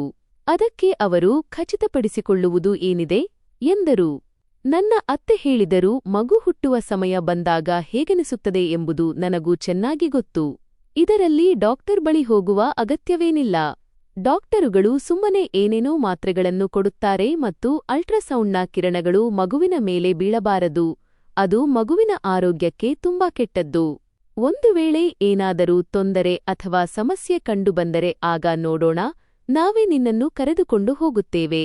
ಆದರೂ ಇದು ಮೊದಲ ಮಗು, ಮೊದಲ ಹೆರಿಗೆಯಲ್ಲಿ ಅಷ್ಟೊಂದು ತೊಂದರೆಯಾಗುವುದಿಲ್ಲ ಎಂದರು. ಇದನ್ನು ಕೇಳಿ ನಾನು ಸುಮ್ಮನಾದೆ. ಸರಿ ಎಂದುಕೊಂಡೆ. ನಾನು ಕೂಡ ತಾಯಿಯಾಗುತ್ತಿದ್ದೇನೆ ಎಂಬ ಸಂಭ್ರಮದಲ್ಲಿದ್ದೆ ಮತ್ತು ಅವರ ಸಂತೋಷ ನೋಡಿ ನನಗೆ ಆಶ್ಚರ್ಯವಾದರೂ ಖುಷಿಯೂ ಇತ್ತು. ಕನಿಷ್ಠ ಪಕ್ಷ ಅವರು ಸಂತೋಷವಾಗಿದ್ದಾರಲ್ಲ, ಕೆಲವರು ಈ ವಿಷಯಕ್ಕೆ ಸಂತೋಷಪಡದವರೂ ಇರುತ್ತಾರೆ. ಇದಾದ ನಂತರ ಮನೆಯ ವಾತಾವರಣವೇ ಸಂಪೂರ್ಣವಾಗಿ ಬದಲಾಯಿತು. ಸದಾ ತನ್ನ ಕೋಣೆಯಲ್ಲೇ ಇರುತ್ತಿದ್ದ ನನ್ನ ಅತ್ತೆ ಈಗ ನನ್ನ ಬಳಿಯೇ ಇರುತ್ತಿದ್ದರು. ಕೆಲವೊಮ್ಮೆ ನನ್ನ ಊಟ ತಿಂಡಿಯ ಕಡೆ ಗಮನ ಹರಿಸುತ್ತಿದ್ದರೆ, ಇನ್ನು ಕೆಲವೊಮ್ಮೆ ವಿಶ್ರಾಂತಿ ಪಡೆಯುವಂತೆ ನನಗೆ ಸೂಚನೆ ನೀಡುತ್ತಿದ್ದರು. ಅವರು ನನ್ನನ್ನು ಜಾಸ್ತಿ ನಡೆಯಲು ಬಿಡುತ್ತಿರಲಿಲ್ಲ. ಪ್ರತಿ ಕ್ಷಣವೂ ವಿಶ್ರಾಂತಿ ತಗೋ, ಅತ್ತಿತ್ತ ಓಡಾಡಬೇಡ ಎಂದು ಹೇಳುತ್ತಿದ್ದರು. ನನ್ನ ಪತಿ ಕೂಡ ಮೊದಲಿನಿಗಿಂತ ಹೆಚ್ಚು ನನ್ನ ಕಾಳಜಿ ವಹಿಸತೊಡಗಿದರು. ಅವರು ಕೆಲಸದಿಂದ ತಡವಾಗಿ ಬಂದರೂ ತಕ್ಷಣ ಕೋಣೆಗೆ ಬಂದು ನನ್ನ ಕ್ಷೇಮ ಸಮಾಚಾರ ವಿಚಾರಿಸುತ್ತಿದ್ದರು. ಆದರೆ ಅವರ ಕಣ್ಣುಗಳಲ್ಲಿ ಒಂದು ವಿಚಿತ್ರವಾದ ಆತಂಕ ಕಾಣಿಸುತ್ತಿತ್ತು, ಅದು ನನಗೆ ಅರ್ಥವಾಗುತ್ತಿರಲಿಲ್ಲ. ರಾತ್ರಿ ನಾನು ಮಲಗಿದ್ದಾಗ ಮನೆಯಲ್ಲಿ ಸ್ಮಶಾನ ಮೌನವಿರುತ್ತಿತ್ತು. ಆದರೆ ಆ ಮೌನದಲ್ಲಿ ಯಾವುದೋ ರಹಸ್ಯ ಅಡಗಿದೆ ಎಂದು ನನಗೆ ಅನ್ನಿಸುತ್ತಿತ್ತು. ನನ್ನ ಅತ್ತೆ ಮತ್ತು ಪತಿ ಆಗಾಗ ಮೆಲ್ಲನೆ ಮಾತನಾಡುತ್ತಿದ್ದರು ಮತ್ತು ನಾನು ಹತ್ತಿರ ಹೋದರೆ ತಕ್ಷಣ ಸುಮ್ಮನಾಗಿ ಬಿಡುತ್ತಿದ್ದರು. ನಾನು ಒಳಗಿನಿಂದ ಸಂತೋಷವಾಗಿದ್ದರೂ ಆತಂಕಕ್ಕೂ ಒಳಗಾಗಿದ್ದೆ. ಸಂತೋಷವೇಕೆಂದರೆ ನಾನು ತಾಯಿಯಾಗಲಿದ್ದೆ. ಆತಂಕವೇಕೆಂದರೆ ಈ ಮನೆಯ ಪ್ರತಿಯೊಂದು ವಿಷಯವೂ ಬಹಳ ವಿಚಿತ್ರವಾಗಿತ್ತು. ನನ್ನ ಪತಿ ಪ್ರತಿದಿನ ರಾತ್ರಿ ತನ್ನ ಕೈಯಿಂದಲೇ ನನಗೆ ಹಾಲಿನ ಲೋಟವನ್ನು ಕುಡಿಸುತ್ತಿದ್ದರು. ನನಗೆ ಆ ಹಾಲು ಸ್ವಲ್ಪವೂ ಇಷ್ಟವಾಗುತ್ತಿರಲಿಲ್ಲ. ಆದರೆ ಅವರು, ನಿನ್ನ ಆರೋಗ್ಯಕ್ಕೆ ಈ ಹಾಲು ಬಹಳ ಮುಖ್ಯ, ಆದ್ದರಿಂದ ನೀನು ಇದನ್ನು ಕುಡಿಯಲೇಬೇಕು ಎನ್ನುತ್ತಿದ್ದರು. ಹಾಲು ಕುಡಿಯುವುದು ನನಗೆ ಒಳ್ಳೆಯದು ಎಂದು ನನಗೂ ತಿಳಿದಿತ್ತು. ಆದ್ದರಿಂದ ಅದನ್ನು ಔಷಧ ಎಂದು ಭಾವಿಸಿ ಕುಡಿಯುತ್ತಿದ್ದೆ. ನಾನು ಹಾಲನ್ನು ಪೂರ್ತಿಯಾಗಿ ಕುಡಿಯುವವರೆಗೂ ಅವರು ನನ್ನ ಪಕ್ಕದಲ್ಲೇ ಕುಳಿತಿರುತ್ತಿದ್ದರು.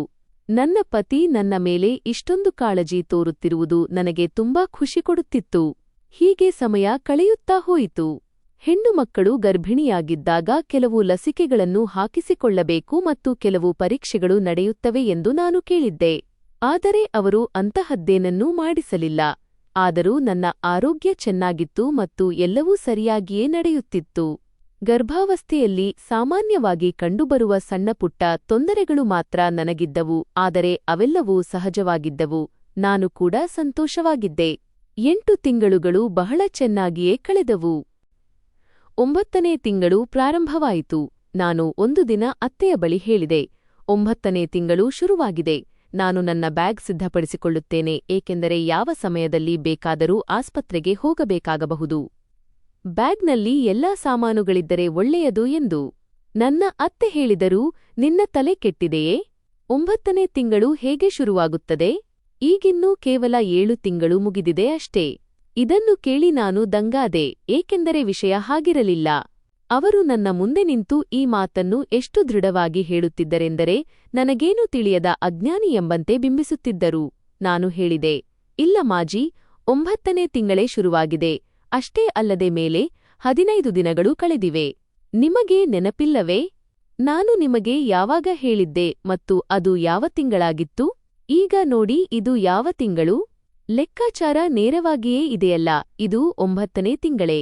ಅತ್ತೆ ಹೇಳಿದರು, ಅರೆ, ಇಂದಿನ ಕಾಲದ ಹುಡುಗಿಯರಿಗೆ ಎಲ್ಲಿ ನೆನಪಿರುತ್ತದೆ? ನಿನಗೆ ಎಣಿಕೆಯಲ್ಲಿ ತಪ್ಪಾಗಿದೆ. ಬ್ಯಾಗ್ ಸಿದ್ಧಪಡಿಸಬೇಕಿದ್ದರೆ ಮಾಡಿಕೋ, ಆದರೆ ಇನ್ನೂ ಬಹಳ ಸಮಯವಿದೆ ಎಂದರು. ನನ್ನ ಅತ್ತೆಗೆ ಮರೆವಿನ ಕಾಯಿಲೆ ಶುರುವಾಗಿದೆ ಎಂದು ನಾನು ಮನಸ್ಸಿನಲ್ಲಿ ಅಂದುಕೊಂಡೆ. ಆದರೆ ಅವರು ಈ ವಿಷಯವನ್ನು ಒಪ್ಪಿಕೊಳ್ಳುತ್ತಿರಲಿಲ್ಲ. ಆದ್ದರಿಂದ ನಾನು ಸುಮ್ಮನಾದೆ, ವಾದ ಮಾಡಲಿಲ್ಲ ಮತ್ತು ಸ್ವತಃ ಬ್ಯಾಗ್ ಸಿದ್ಧಪಡಿಸಲು ಶುರುಮಾಡಿದೆ, ಏಕೆಂದರೆ ನನ್ನ ಕಾಳಜಿಯನ್ನು ನಾನೇ ವಹಿಸಬೇಕಿತ್ತು. ನಾನು ಬಟ್ಟೆಗಳನ್ನು ಮಡಚಿಟ್ಟೆ, ಪುಟ್ಟ ಮಗುವಿಗಾಗಿ ಕೆಲವು ವಸ್ತುಗಳನ್ನು ಪ್ರತ್ಯೇಕವಾಗಿಟ್ಟೆ ಮತ್ತು ಅಗತ್ಯ ಸಾಮಾನುಗಳನ್ನು ಸಂಗ್ರಹಿಸಿದೆ. ಮನೆಯಲ್ಲಿ ಈಗ ಅದೇ ದಿನಚರಿ ಮುಂದುವರಿಯುತ್ತಿತ್ತು. ಹಗಲಿನಲ್ಲಿ ಎಲ್ಲರೂ ನೆಮ್ಮದಿಯಾಗಿರುತ್ತಿದ್ದರು ಮತ್ತು ರಾತ್ರಿ ಮನೆಯಲ್ಲಿ ಸಣ್ಣ ಪುಟ್ಟ ಧ್ವನಿಗಳು ಕೇಳಿಸುತ್ತಿದ್ದವು. ನನ್ನ ಆರೋಗ್ಯ ಈಗ ಮೊದಲಿನಿಗಿಂತ ಸ್ವಲ್ಪ ಹೆಚ್ಚು ಭಾರವೆನಿಸಲು ಶುರುವಾಗಿತ್ತು. ಆದರೆ ಇದೆಲ್ಲ ಸಹಜವಾದ ವಿಷಯ ಮತ್ತು ಸಮಯ ಕಳೆದಂತೆ ಎಲ್ಲವೂ ಸರಿಯಾಗುತ್ತದೆ ಎಂದು ನಾನು ನನಗೆ ನಾನೇ ಸಮಾಧಾನ ಪಡಿಸಿಕೊಳ್ಳುತ್ತಿದ್ದೆ. ನನ್ನ ಅತ್ತೆ ಮಾತ್ರ ತಮ್ಮ ಮಾತಿಗೆ ಅಂಟಿಕೊಂಡಿದ್ದರು. ಅವರು ಪ್ರತಿ ಬಾರಿಯೂ ಇನ್ನೂ ಬಹಳ ಸಮಯವಿದೆ, ಆತುರ ಏಕೆ ಎಂದೇ ಹೇಳುತ್ತಿದ್ದರು. ಒಂದು ವೇಳೆ ನನ್ನ ಲೆಕ್ಕಾಚಾರವೇ ತಪ್ಪಾಗಿದ್ದರೆ, ನನ್ನ ದೇಹದಲ್ಲಿ ಆಗುತ್ತಿರುವ ಈ ಬದಲಾವಣೆಗಳು ಹೀಗೇಕೆ ಇವೆ ಎಂದು ನಾನು ಪ್ರತಿ ಬಾರಿ ಯೋಚಿಸುತ್ತಿದ್ದೆ. ನನ್ನ ಲೆಕ್ಕದ ಪ್ರಕಾರ 9 ತಿಂಗಳುಗಳು ಪೂರ್ತಿಯಾಗಿದ್ದವು. ಹಾಗಾಗಿ ನನ್ನನ್ನು ಆಸ್ಪತ್ರೆಗೆ ಕರೆದುಕೊಂಡು ಹೋಗಿ ಈಗ 9 ತಿಂಗಳು ತುಂಬಿವೆ ಎಂದು ನಾನು ಗದ್ದಲ ಮಾಡಲು ಶುರುಮಾಡಿದೆ. ಆದರೆ ನನಗೆ ಇನ್ನೂ ಹೆರಿಗೆ ನೋವು ಕಾಣಿಸಿಕೊಳ್ಳುತ್ತಿರಲಿಲ್ಲ. ಬಹುಶಃ ಆಪರೇಷನ್ ಮಾಡಬೇಕಾಗಬಹುದು ಎಂದು ನನಗೆ ಅನ್ನಿಸುತ್ತಿತ್ತು. ಆದರೆ ನನ್ನ ಅತ್ತೆಯದು ಅದೇ ಹಳೆಯ ನೆಪ, ಇನ್ನೂ ಅಂತಹದ್ದೇನೂ ಆಗಿಲ್ಲ ಎಂಬುದು. ನನ್ನ ಪತಿ ಕೂಡ ನಿನಗೆ ಎಣಿಕೆಯಲ್ಲಿ ತಪ್ಪಾಗಿದೆ ಎಂದು ಹೇಳತೊಡಗಿದರು. ನನಗೂ ಈಗ ನನ್ನ ಮೇಲೆ ಸಂಶಯ ಬರಲಾರಂಭಿಸಿತು, ಏಕೆಂದರೆ ನನಗೆ ಸ್ವತಃ ನೋವು ಬರುತ್ತಿರಲಿಲ್ಲ. ಆದರೂ ನಾನು ನನ್ನ ಪತಿಗೆ ಪರಿಸ್ಥಿತಿಯನ್ನು ವಿವರಿಸಲು ಪ್ರಯತ್ನಿಸಿದೆ. ನಾನು ಹೇಳಿದೆ, ಆದರೆ ನನ್ನ ಹೊಟ್ಟೆಯಲ್ಲಿ ಸಣ್ಣದಾಗಿ ನೋವು ಕಾಣಿಸಿಕೊಳ್ಳುತ್ತಿದೆ, ಮೊದಲು ಹೀಗಾಗುತ್ತಿರಲಿಲ್ಲ ಎಂದು. ಅದಕ್ಕೆ ಅವರು, ಇದು ಹೆರಿಗೆಯಾಗುವಾಗ ಬರಬೇಕಾದ ನೋವಲ್ಲ ಎಂದರು. ನಾನು, ಇಲ್ಲ, ನೀವು ನನ್ನ ಮಾತನ್ನು ನಂಬಿ ಅಂದಾಗ ಅವರು ಸರಿ ಎಂದು ಹೇಳಿ ಗುಟ್ಟಾಗಿ ನನ್ನನ್ನು ಒಬ್ಬ ವೈದ್ಯನ ಬೆಡ್ ಸೌಲಭ್ಯವಿರುವ ಸಣ್ಣ ಕ್ಲಿನಿಕ್ ಬಳಿ ಕರೆದೊಯ್ದರು. ಆ ವೈದ್ಯ ನನಗೆ ಯಾವುದೋ ಔಷಧ ನೀಡಿ, ಮಗು ಇನ್ನೂ ಬಹಳ ಸಮಯವಿದೆ ಎಂದು ಹೇಳಿದನು. ಅವನು ಹೀಗೆ ಮಾತನಾಡುತ್ತಿರುವುದನ್ನು ಕಂಡು ನನಗೆ ಆಶ್ಚರ್ಯವಾಯಿತು. ಒಂದು ವೇಳೆ ನಾನು ಎಣಿಕೆಯಲ್ಲಿ ತಪ್ಪು ಮಾಡಿದ್ದರೂ ಸಹ ಈಗ 9ನೇ ತಿಂಗಳು ಆರಂಭವಾಗಿರಲೇಬೇಕಲ್ಲವೇ? ನಾನು ಮನೆಗೆ ಮರಳಿ ಬಂದಾಗ ಬಹಳ ಆತಂಕಕ್ಕೊಳಗಾಗಿದ್ದೆ. ಪ್ರತಿಯೊಂದು ವಿಷಯವೂ ಮೊದಲಿಗಿಂತ ಹೆಚ್ಚು ಗೋಜಲಾಗಿ ಕಂಡುಬರುತ್ತಿತ್ತು. ನನ್ನ ಪತಿಯ ಮಾತುಗಳು ಕೂಡ ನನಗೆ ವಿಚಿತ್ರವಾಗಿ ಅನಿಸುತ್ತಿದ್ದವು. ಅವರ ನಡವಳಿಕೆಯಲ್ಲಿ ಒಂದು ರೀತಿಯ ಚಡಪಡಿಕೆ ಇತ್ತು. ಯಾವುದೋ ವಿಷಯವನ್ನು ಅವರು ಮುಚ್ಚಿಡುತ್ತಿದ್ದಾರೆ ಎಂದು ನನಗೆ ಅನ್ನಿಸುತ್ತಿತ್ತು. ನನ್ನ ಅತ್ತೆ ಕೂಡ ಪ್ರತಿ ಬಾರಿಯೂ ಇನ್ನೂ ಬಹಳ ಸಮಯವಿದೆ, ಅವಸರವಿಲ್ಲ ಎಂದು ಹೇಳುತ್ತಾ ನನಗೊಂದು ಪಕ್ಕಾ ನಂಬಿಕೆ ಹುಟ್ಟಿಸಲು ಪ್ರಯತ್ನಿಸುತ್ತಿದ್ದರು. ನಾನು ಪ್ರತಿದಿನ ನನ್ನ ಅಸ್ತಿತ್ವದಲ್ಲಿ ಆಗುತ್ತಿರುವ ಬದಲಾವಣೆಗಳನ್ನು ಮತ್ತು ನನ್ನ ಪರಿಸ್ಥಿತಿಯನ್ನು ಅನುಭವಿಸುತ್ತಾ ಸಮಯಕ್ಕಾಗಿ ಕಾಯುತ್ತಿದ್ದೆ. ಆದರೆ ಸಮಯವು ಅಲ್ಲಿಯೇ ನಿಂತು ಹೋದಂತೆ ಭಾಸವಾಗುತ್ತಿತ್ತು. ಪ್ರತಿಯೊಂದೂ ಒಂದೇ ಜಾಗದಲ್ಲಿ ಸ್ಥಗಿತಗೊಂಡಿತ್ತು. ಒಂದೆರಡು ಬಾರಿ ನನಗೆ ವಿಪರೀತ ನೋವು ಕಾಣಿಸಿಕೊಂಡಿತು. ನಾನು ಮತ್ತೆ ನನ್ನ ಪತಿಯ ಬಳಿ ನನ್ನನ್ನು ಆಸ್ಪತ್ರೆಗೆ ಕರೆದುಕೊಂಡು ಹೋಗಿ ಈ ನೋವು ಮೊದಲಿನಂತಿಲ್ಲ ಎಂದು ಹೇಳಿದೆ. ಪ್ರತಿ ಬಾರಿಯೂ ಆ ನೋವು ವಿಚಿತ್ರವಾಗಿ ಬಂದು ಹಾಗೆಯೇ ನಿಂತು ಹೋಗುತ್ತಿತ್ತು. ಆದರೆ ನನ್ನ ಪತಿ ನನ್ನನ್ನು ಯಾವುದೇ ದೊಡ್ಡ ಡಾಕ್ಟರ್ ಬಳಿ ಕರೆದುಕೊಂಡು ಹೋಗಲಿಲ್ಲ. ಬದಲಾಗಿ ಪದೇ ಪದೇ ಅದೇ ವೈದ್ಯನ ಬಳಿಯೇ ಕರೆದುಕೊಂಡು ಹೋಗುತ್ತಿದ್ದರು. ಆ ವೈದ್ಯ ಪ್ರತಿ ಬಾರಿಯೂ ನನ್ನನ್ನು ನೋಡಿ ಇನ್ನೂ ಬಹಳ ಸಮಯವಿದೆ, ಈಗಲೇ ಏನೂ ಆಗುವುದಿಲ್ಲ, ನೀನು ಗಾಬರಿಯಾಗುವ ಅಗತ್ಯವಿಲ್ಲ ಎಂದು ಹೇಳುತ್ತಿದ್ದನು. ಒಂದು ದಿನ ನಾನು ನನ್ನ ಮನೆಯ ಟೆರೇಸ್ ಮೇಲೆ ನಿಂತಿದ್ದೆ. ಹಿತವಾದ ಗಾಳಿ ಬೀಸುತ್ತಿತ್ತು ಮತ್ತು ಕೆಳಗಿನ ಗಲ್ಲಿಯಲ್ಲಿ ಮೌನ ಆವರಿಸಿತ್ತು. ನಾನು ಕೆಲವು ಬಟ್ಟೆಗಳನ್ನು ಒಣಗಿಸಲು ಹಾಕುತ್ತಿದ್ದೆ. ಆಗ ಎದುರು ಮನೆಯ ನೆರೆಹೊರೆಯವರು ನನ್ನನ್ನು ನೋಡಿದರು. ಅವರು ನನ್ನನ್ನು ಮೊದಲು ಕೂಡ 2-3 ಬಾರಿ ನೋಡಿದ್ದರು, ಆದರೆ ಇದುವರೆಗೆ ಮಾತನಾಡಿಸಿರಲಿಲ್ಲ. ಇಂದು ಅವರು ಇದ್ದಕ್ಕಿದ್ದಂತೆ ಹೇಳಿದರು, ಅರೆ ಹುಡುಗಿ, ನೀನು ಎಲ್ಲಿ ಬಂದು ಸಿಕ್ಕಿಹಾಕಿಕೊಂಡಿದ್ದೀಯಾ? ನೀನು ಹುಚ್ಚಿಯಿರಬೇಕು. ನಾನು ನಿನ್ನನ್ನು ಎಷ್ಟು ದಿನದಿಂದ ನೋಡುತ್ತಿದ್ದೇನೆ, ಇದುವರೆಗೆ ನಿನ್ನ ಮಗು ಹುಟ್ಟಿರಬೇಕಿತ್ತಲ್ಲವೇ? ನಾನು ಅವರ ಕಡೆ ನೋಡಿ ಅವರು ಹೇಳುತ್ತಿದ್ದಾರೆ, ಇನ್ನೂ ಸಮಯ ಪೂರ್ತಿಯಾಗಿಲ್ಲ ಎಂದು ಎಂದೆ. ಆ ಮಹಿಳೆ ತಕ್ಷಣ ಗಂಭೀರವಾಗಿ ಹೇಳಿದರು, ಅವರ ಮಾತುಗಳನ್ನು ನಂಬಬೇಡ. ಇದು ತಮಾಷೆಯ ವಿಷಯವಲ್ಲ. ಕೂಡಲೇ ಆಸ್ಪತ್ರೆಗೆ ಹೋಗು, ಇಲ್ಲದಿದ್ದರೆ ನೀನು ಬಹಳ ಕೆಟ್ಟದಾಗಿ ಸಿಕ್ಕಿಹಾಕಿಕೊಳ್ಳುತ್ತೀಯಾ ಎಂದರು. ಈ ಜನರ ನಡವಳಿಕೆ ಹೇಗಿದೆ ಎಂಬುದು ನನಗೆ ತಿಳಿದಿರಲಿಲ್ಲ. ನಾನು ಹೇಳಿದೆ, ಇಡೀ ಗಲ್ಲಿಯವರು ಹೀಗೆಯೇ ಮಾತನಾಡುತ್ತಾರೆ, ಆದರೆ ಯಾರೂ ನನಗೆ ನಿಜವನ್ನು ಏಕೆ ಹೇಳುತ್ತಿಲ್ಲ? ಅದಕ್ಕೆ ಅವರು ನಮಗೇಕೆ ತೊಂದರೆ ಬೇಕು ಹೇಳು ಎಂದರು. ನಂತರ ಅವರು ಸ್ವಲ್ಪ ಹೊತ್ತು ನನ್ನನ್ನು ಮೌನವಾಗಿ ನೋಡಿ ಹೀಗೆ ಹೇಳಿದರು, ನೋಡು, ಒಂದು ಮಾತು ನೆನಪಿಟ್ಟುಕೋ, ಈ ಮನೆಗೆ ಬಂದ ಮೊದಲ ಹುಡುಗಿ ನೀನೇನಲ್ಲ. ಇದನ್ನು ಕೇಳುತ್ತಿದ್ದಂತೆಯೇ ನನಗೆ ದೊಡ್ಡ ಆಘಾತವಾಯಿತು. ನಾನು ತಕ್ಷಣ ಕೇಳಿದೆ, ನಿಮ್ಮ ಮಾತಿನ ಅರ್ಥವೇನು? ನನ್ನ ಪತಿಗೆ ಮೊದಲೇ ಮದುವೆಯಾಗಿತ್ತೇ? ಅವರು ನನಗೆ ಗೊತ್ತಿಲ್ಲ ಎಂದರು. ನಾನು ಮತ್ತೆ ಕೇಳಿದೆ, ನೀವು ನನಗೆ ಪೂರ್ತಿ ವಿಷಯವನ್ನು ಏಕೆ ಹೇಳುತ್ತಿಲ್ಲ? ನನ್ನ ಮನಸ್ಸಿನಲ್ಲಿ ಸಂಶಯ ಮೂಡಿಸುತ್ತಿದ್ದೀರಿ. ನಿಮ್ಮ ಮನೆಯಲ್ಲೂ ಹೆಣ್ಣು ಮಕ್ಕಳಿದ್ದಿದ್ದರೆ ನೀವು ಅವರನ್ನು ಇಂತಹ ಪರಿಸ್ಥಿತಿಯಲ್ಲಿ ಬಿಡುತ್ತಿದ್ದೀರಾ? ಆ ಮಹಿಳೆ ಸ್ವಲ್ಪ ಹೊತ್ತು ಸುಮ್ಮನಿದ್ದರು. ನಂತರ ಮೆಲ್ಲಗೆ ಹೇಳಿದರು, ದೇವರು ನನ್ನ ಯಾವ ಮಗಳಿಗೂ ಇಂತಹ ಕಷ್ಟ ಕೊಡದಿರಲಿ. ಆದರೆ ನೀನು ಅರ್ಥ ಮಾಡಿಕೊಳ್ಳಬೇಕು, ಗೋಡೆಗಳಿಗೂ ಕಿವಿ ಇರುತ್ತವೆ. ನಿನ್ನ ಗಂಡನಿಗೆ ಇಡೀ ಗಲ್ಲಿಯವರು ಹೆದರುತ್ತಾರೆ. ಅವನು ಬಹಳ ಶಕ್ತಿವಂತ ಎನ್ನುವ ಕಾರಣಕ್ಕಲ್ಲ, ಬದಲಾಗಿ ಅವನು ಮಾತನಾಡಲು ಶುರುಮಾಡಿದರೆ ಯಾರನ್ನೂ ಲೆಕ್ಕಿಸುವುದಿಲ್ಲ ಎನ್ನುವ ಕಾರಣಕ್ಕೆ. ಅವರು ಹೇಳಿದರು, ನಾನು ಹೆಣ್ಣು ಮಕ್ಕಳನ್ನು ಹೊಂದಿರುವವಳು, ಹಾಗಾಗಿ ನಿನಗೆ ಪೂರ್ತಿ ವಿಷಯವನ್ನು ಹೇಳಲು ಸಾಧ್ಯವಿಲ್ಲ. ಆದರೆ ಆಸ್ಪತ್ರೆಗೆ ಹೋಗು ಎಂದು ಮಾತ್ರ ಹೇಳುತ್ತಿದ್ದೇನೆ. ನಿನ್ನ ಬಳಿ ಹಣವಿಲ್ಲದಿದ್ದರೆ ಇದೋ ಇದನ್ನು ತಗೋ ಎನ್ನುತ್ತಾ ತಕ್ಷಣ ನನ್ನ ಕೈಯಲ್ಲಿ 3,000 ರೂಪಾಯಿಗಳನ್ನು ಇಟ್ಟರು. ನಾನು ಆ ಹಣವನ್ನು ನೋಡಿ ಸಂಪೂರ್ಣವಾಗಿ ಮೌನವಾಗಿಬಿಟ್ಟೆ. ಮೊದಲ ಬಾರಿಗೆ ನನ್ನ ಮನಸ್ಸಿನಲ್ಲಿ ಖಂಡಿತವಾಗಿ ಏನೋ ತಪ್ಪು ನಡೆಯುತ್ತಿದೆ ಮತ್ತು ನಾನು ಸತ್ಯವನ್ನು ಪತ್ತೆಹಚ್ಚಲೇಬೇಕು ಎಂಬ ಮಾತು ಗಾಢವಾಗಿ ಕುಳಿತುಬಿಟ್ಟಿತು. ಈಗ ನನ್ನ ಬಳಿ ಹಣವೇನೋ ಇತ್ತು, ಆದರೆ ನನ್ನೊಳಗೆ ಧೈರ್ಯ ಹುಟ್ಟುತ್ತಿರಲಿಲ್ಲ. ನನಗೆ ಕೇವಲ ದಿನಸಿ ಅಂಗಡಿಯವರೆಗೂ ಹೋಗಲು ಮಾತ್ರ ಅನುಮತಿಯಿತ್ತು. ಒಂದು ದಿನ ನಾನು ಸಾಮಾನು ತರುವ ನೆಪದಲ್ಲಿ ಅಂಗಡಿಗೆ ತಲುಪಿ ಅವನ ಬಳಿ ಕೇಳಿದೆ, ನನ್ನ ಮದುವೆಯಾಗಿರುವ ಮನೆಯವರು ನಿಮಗೆ ಗೊತ್ತೇ? ಅವರ ಬಗ್ಗೆ ನನಗೆ ಏನಾದರೂ ತಿಳಿಸಿ, ಯಾರೂ ನನಗೆ ಏನೂ ಹೇಳುತ್ತಿಲ್ಲ ಎಂದು. ಆ ಅಂಗಡಿಯಲ್ಲಿ ಕೆಲಸ ಮಾಡುತ್ತಿದ್ದವನು ಒಬ್ಬ ಹುಡುಗನಾಗಿದ್ದನು. ಅವನು ನನ್ನ ತಮ್ಮನಂತೆಯೇ ಇದ್ದನು. ಅವನು ಹೇಳಿದನು, ನೀವು ನಿಮ್ಮ ನಂಬರ್ ಕೊಡಿ, ನಾನು ಕಾಲ್ ಮಾಡಿ ತಿಳಿಸುತ್ತೇನೆ ಎಂದು. ನನಗನ್ನಿಸಿತು, ಅವನು ಕೂಡ ನನ್ನ ಪತಿಗೆ ಹೆದರುತ್ತಿದ್ದಾನೆ ಎಂದು. ನಾನು ಅವನಿಗೆ ನನ್ನ ನಂಬರ್ ಕೊಟ್ಟೆ ಮತ್ತು ಯಾವ ಸಮಯದಲ್ಲಿ ಫೋನ್ ಮಾಡಬೇಕು ಎಂದು ತಿಳಿಸಿದೆ. ಅದಕ್ಕವನು ಹೇಳಿದನು, ನಾನು ಫೋನ್ ಮಾಡುವುದಿಲ್ಲ, ಬದಲಾಗಿ ನಿಮಗೊಂದು ಮೆಸೇಜ್ ಕಳುಹಿಸುತ್ತೇನೆ. ನೀವು ಅದನ್ನು ಓದಿಕೊಳ್ಳಿ, ನಂತರ ನಾನು ಅದನ್ನು ಅಲ್ಲಿಂದ ಡಿಲೀಟ್ ಮಾಡುತ್ತೇನೆ. ನನ್ನ ಹೆಸರು ಎಲ್ಲಾದರೂ ಬಂದರೆ ನಾನು ವಿನಾಕಾರಣ ತೊಂದರೆಗೆ ಸಿಲುಕುತ್ತೇನೆ ಎಂದು. ನಾನು ಸರಿ ಎಂದೆ. ನಾನು ಅವನ ಮೆಸೇಜ್ಗಾಗಿ ಕಾಯತೊಡಗಿದೆ. ಮನೆಗೆ ಬಂದ ಮೇಲೆ ಇಡೀ ದಿನ ಚಡಪಡಿಕೆಯಲ್ಲಿದ್ದೆ.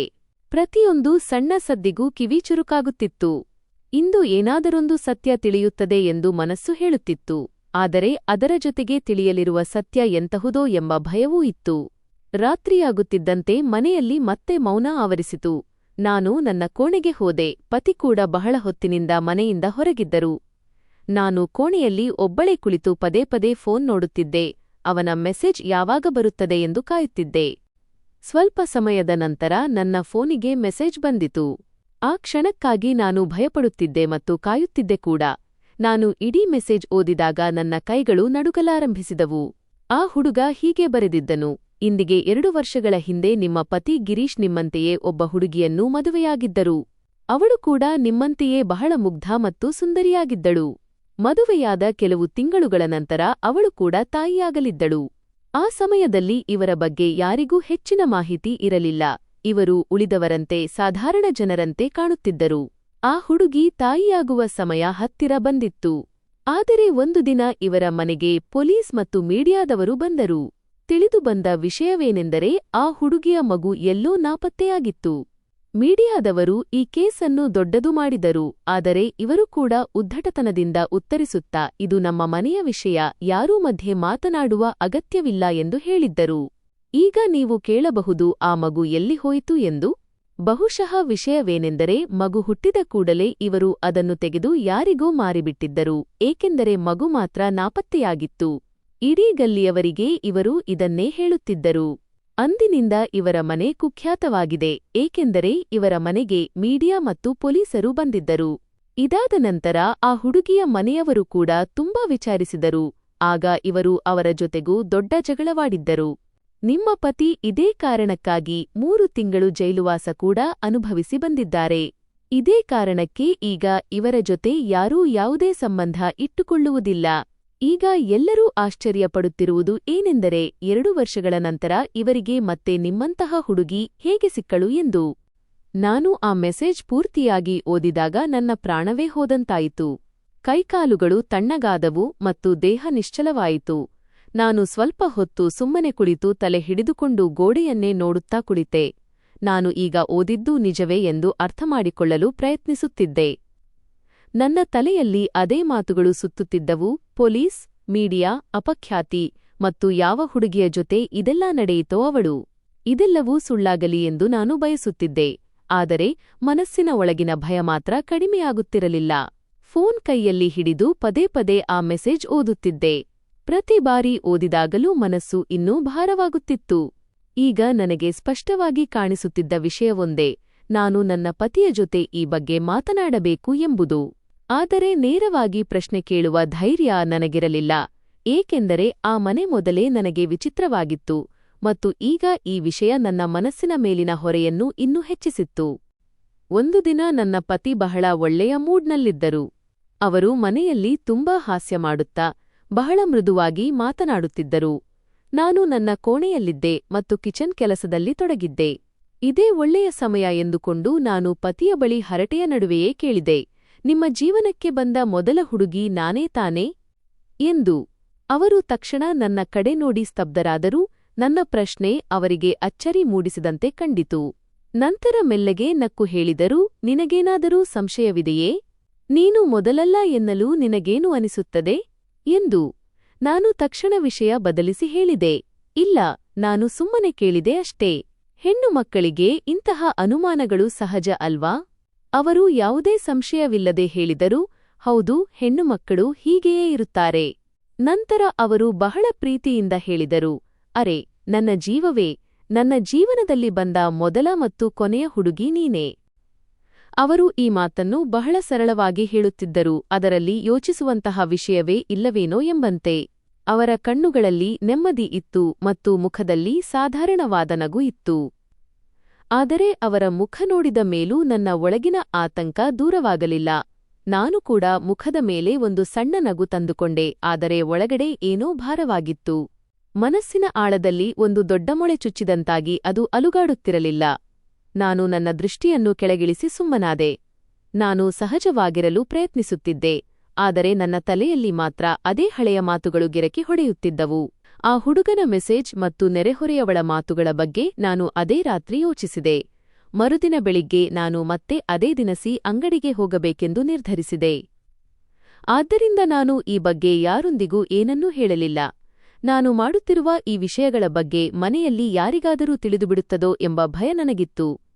ಯಾರೋ ಪ್ರತಿಕ್ಷಣವೂ ನನ್ನ ಫೋನ್ ಮೇಲೆ ಕಣ್ಣಿಟ್ಟಿದ್ದಾರೆ ಎಂದು ನನಗೆ ಅನಿಸುತ್ತಿತ್ತು. ಅದಕ್ಕಾಗಿಯೇ ನಾನು ಅವನ ನಂಬರ್ ಮತ್ತು ಮೆಸೇಜ್ ಎರಡನ್ನೂ ಡಿಲೀಟ್ ಮಾಡಿದೆ. ಈಗ ನಾನು ಪ್ರತಿಯೊಂದನ್ನೂ ಮುಚ್ಚಿಡುತ್ತಾ ಸಾಗುತ್ತಿದ್ದೆ. ಆದರೆ ಈಗಲೂ ನನಗೆ ಪೂರ್ಣ ಸತ್ಯ ಅರ್ಥವಾಗುತ್ತಿರಲಿಲ್ಲ. ನಾನು ಮತ್ತೆ ಆ ಹುಡುಗನ ಬಳಿಗೆ ಹೋದಾಗ ಕೆಲವು ಸಾಮಾನುಗಳನ್ನು ಕೇಳಿದ ಕೂಡಲೇ ಅವನು ದೃಷ್ಟಿ ಕೆಳಗಿಳಿಸಿದನು. ನಾನು ಯಾವ ಪ್ರಶ್ನೆಯೊಂದಿಗೆ ಇಲ್ಲಿಗೆ ಬಂದಿದ್ದೇನೆ ಎಂಬುದು ಅವನಿಗೆ ಮೊದಲೇ ತಿಳಿದಿರುವಂತೆ ಅವನ ಮುಖದಲ್ಲಿ ಸ್ಪಷ್ಟವಾದ ಗಾಬರಿ ಎದ್ದು ಕಾಣುತ್ತಿತ್ತು. ಅವನು ತಕ್ಷಣವೇ ಹೇಳಿದನು, ದಯವಿಟ್ಟು ನನ್ನನ್ನು ಕ್ಷಮಿಸಿಬಿಡಿ. ನಾನು ಮೊದಲೇ ನಿಮಗೆ ಬಹಳ ಹೆದರುತ್ತಲೇ ಮೆಸೇಜ್ ಮಾಡಿದ್ದೇನೆ ಎಂದು. ಅವನ ಧ್ವನಿ ನಡುಗುತ್ತಿತ್ತು ಮತ್ತು ಕೈಗಳು ಚಡಪಡಿಸುತ್ತಿದ್ದವು. ಯಾರಾದರೂ ಕೇಳಿಸಿಕೊಳ್ಳುತ್ತಾರೋ ಎಂಬ ಭಯದಿಂದ ಅವನು ಪದೇ ಪದೇ ಅತ್ತಿತ್ತ ನೋಡುತ್ತಿದ್ದನು. ನಾನು ಅವನ ಕಣ್ಣುಗಳನ್ನು ನೇರವಾಗಿ ನೋಡಿ ಕೇಳಿದೆ, ಬರೀ ಇಷ್ಟೇ ಹೇಳು, ಆ ಹುಡುಗಿ ಎಲ್ಲಿದ್ದಾಳೆ? ನಾನೇ ಖುದ್ದಾಗಿ ಹೋಗಿ ಅವಳ ಜೊತೆ ಮಾತನಾಡುತ್ತೇನೆ ಎಂದು. ಇದನ್ನು ಕೇಳಿ ಅವನು ಒಂದು ಕ್ಷಣ ಸ್ತಬ್ಧನಾದನು. ಅವನ ಮುಖದ ರಣ್ಣವೇ ಕುಂದಿಹೋಯಿತು. ನಂತರ ಅವನು ಹೇಳಿದ ಮಾತು ನನ್ನ ಒಳಗಿನ ನೆಮ್ಮದಿಯನ್ನೇ ಚೂರುಚೂರು ಮಾಡಿಬಿಟ್ಟಿತು. ಅವನು ಹೇಳಿದನು, ಆ ಹುಡುಗಿ ಈಗ ಈ ಪ್ರಪಂಚದಲ್ಲಿ ಇಲ್ಲ. ಅವಳು ಬದುಕಿಲ್ಲ ಎಂದು. ಈ ಮಾತನ್ನು ಕೇಳಿದ ಕೂಡಲೇ ನನ್ನ ಕೈಯಲ್ಲಿದ್ದ ಸಾಮಾನುಗಳು ಕೆಳಗೆ ಬಿದ್ದವು.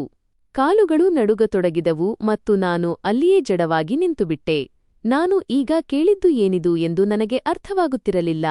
ಆ ಹುಡುಗಿ ಬದುಕಿಲ್ಲ ಎಂಬ ಮಾತೊಂದೇ ನನ್ನ ತಲೆಯಲ್ಲಿ ಪ್ರತಿಧ್ವನಿಸುತ್ತಿತ್ತು.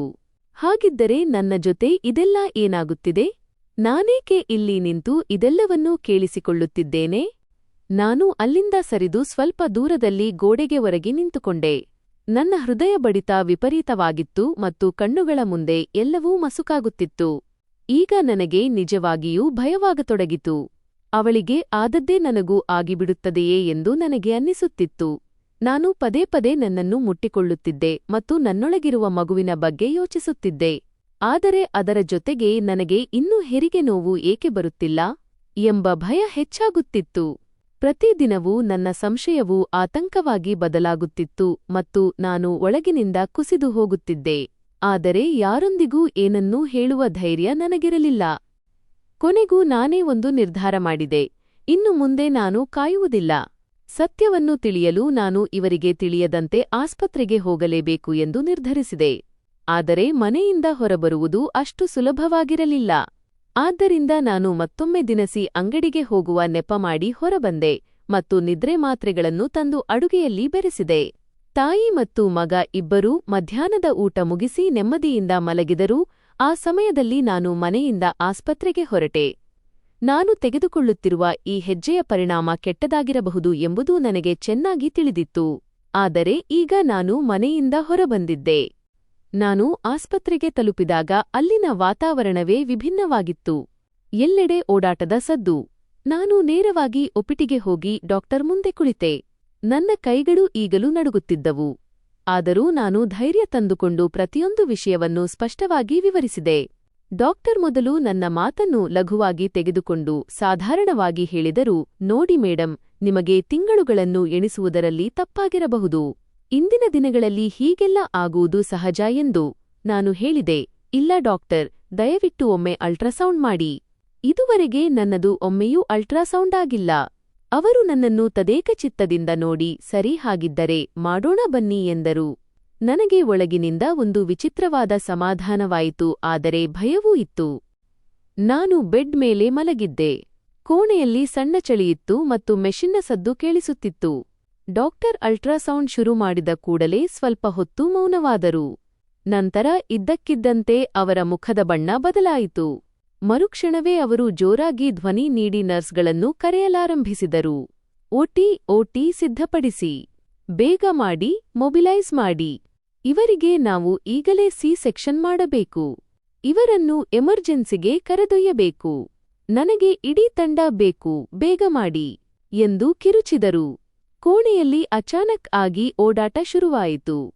ನರ್ಸ್ಗಳು ಒಳಗೆ ಹೊರಗೆ ಓಡಾಡುತ್ತಿದ್ದರು, ಯಂತ್ರಗಳ ಸದ್ದು ಜೋರವಾಯಿತು ಮತ್ತು ವಾತಾವರಣ ಸಂಪೂರ್ಣವಾಗಿ ಬದಲಾಯಿತು. ನಾನು ಗಾಬರಿಯಿಂದ ಕೇಳಿದೆ, ಏನಾಗುತ್ತಿದೆ ಡಾಕ್ಟರ್? ಅವರು ವೇಗವಾಗಿ ನನ್ನ ಕಡೆ ನೋಡಿ ಹೇಳಿದರು, ನಾವು ನಿನ್ನ ಜೀವ ಉಳಿಸಲು ಪ್ರಯತ್ನಿಸುತ್ತಿದ್ದೇವೆ. ಈಗ ಬೇರೆ ಯಾವುದೇ ಪ್ರಶ್ನೆಗಳನ್ನು ಕೇಳಬೇಡ. ನಾನು ನಡುಗುವ ಧ್ವನಿಯಲ್ಲಿ ಕೇಳಿದೆ, ಆದರೆ ನನ್ನ ಮಗು ಚೆನ್ನಾಗಿದೆಯಲ್ಲವೇ? ಆದರೆ ಅವರು ನನ್ನ ಪ್ರಶ್ನೆಗೆ ಯಾವುದೇ ಉತ್ತರ ನೀಡಲಿಲ್ಲ. ತಕ್ಷಣ ನನ್ನನ್ನು ಸ್ಟ್ರೆಚರ್ ಮೇಲೆ ಮಲಗಿಸಿ ಹೊರಗೆ ಕರೆದೊಯ್ಯಲಾಯಿತು.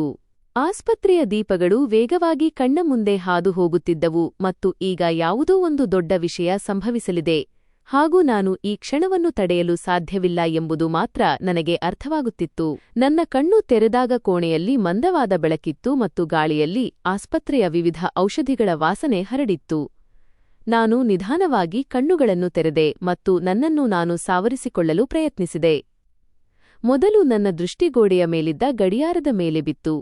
ನಂತರ ತಕ್ಷಣವೇ ಗೋಡೆಯ ಮೇಲಿದ್ದ ಕ್ಯಾಲೆಂಡರ್ ನೋಡಿದಾಗ ನಾನು ದಂಗಾದೆ, ಏಕೆಂದರೆ 10 ದಿನಗಳು ಕಳೆದು ಹೋಗಿದ್ದವು. ಸಮಯ ನನಗೆ ತಿಳಿಯದಂತೆ ಮುಂದೆ ಸಾಗಿ ಹೋಗಿದೆ ಎಂದು ತಿಳಿದಾಗ ನನಗೊಂದು ಆಳವಾದ ಆಘಾತವಾಯಿತು. ನಾನು ಗಾಬರಿಯಿಂದ ಸುತ್ತಲೂ ನೋಡಿದಾಗ ನನ್ನ ಮುಂದೆ ಪೊಲೀಸರು ನಿಂತಿದ್ದರು ಮತ್ತು ಅಂದು ಅಲ್ಟ್ರಾಸೌಂಡ್ ಮಾಡಿದ್ದ ಅದೇ ಡಾಕ್ಟರ್ ಕೂಡ ಅಲ್ಲಿಯೇ ಇದ್ದರು. ನಾನು ತಕ್ಷಣ ಏಳಲು ಪ್ರಯತ್ನಿಸಿದೆ, ಆದರೆ ನನ್ನ ದೇಹ ಬಹಳ ದುರ್ಬಲವಾಗಿತ್ತು ಮತ್ತು ಕೈಗಳು ನಡುಗುತ್ತಿದ್ದವು. ಡಾಕ್ಟರ್ ಗಂಭೀರವಾಗಿ ಹೇಳಿದರು, ಇಂತಹ ಪ್ರಕರಣಗಳಲ್ಲಿ ರೋಗಿಗೆ ಪ್ರಜ್ಞೆ ಬಂದ ತಕ್ಷಣ ಮೊದಲು ಪೊಲೀಸರಿಗೆ ಹೇಳಿಕೆ ನೀಡಬೇಕಾಗುತ್ತದೆ. ಆದ್ದರಿಂದ ಈಗ ನೀವು ನಿಮ್ಮ ಹೇಳಿಕೆಯನ್ನು ನೀಡಬೇಕು. ನಾನು ತಕ್ಷಣವೇ ಕೇಳಿದೆ, ಆದರೆ ಎಂತಹ ಹೇಳಿಕೆ? ನನ್ನ ಪತಿ ಎಲ್ಲಿದ್ದಾರೆ? ನನ್ನ ಮಗು ಎಲ್ಲಿದೆ? ಅವರು ಕೆಲವು ಕ್ಷಣ ಮೌನವಾಗಿದ್ದರು. ನಂತರ ಹೇಳಿದರು, ಮೊದಲು ನಿನ್ನ ಜೊತೆ ಏನಾಯಿತು ಎಂಬುದನ್ನು ನೀನೇ ಹೇಳು. ನನ್ನ ಕಣ್ಣುಗಳು ತುಂಬಿ ಬಂದವು ಮತ್ತು ನಾನು ಮುರಿದುಬಿದ್ದ ಧ್ವನಿಯಲ್ಲಿ ಎಲ್ಲವನ್ನೂ ವಿವರಿಸಿದೆ. ನಾನು ಹೇಳಿದೆ, ನನಗೆ ಕೇವಲ 7 ತಿಂಗಳ ಗರ್ಭಿಣಿ ಎಂದು ಹೇಳಲಾಗುತ್ತಿತ್ತು, ಆದರೆ ನನಗೆ 9 ಅಥವಾ 10 ತಿಂಗಳುಗಳು ಕಳೆದಿವೆ ಎಂದು ಅನ್ನಿಸುತ್ತಿತ್ತು.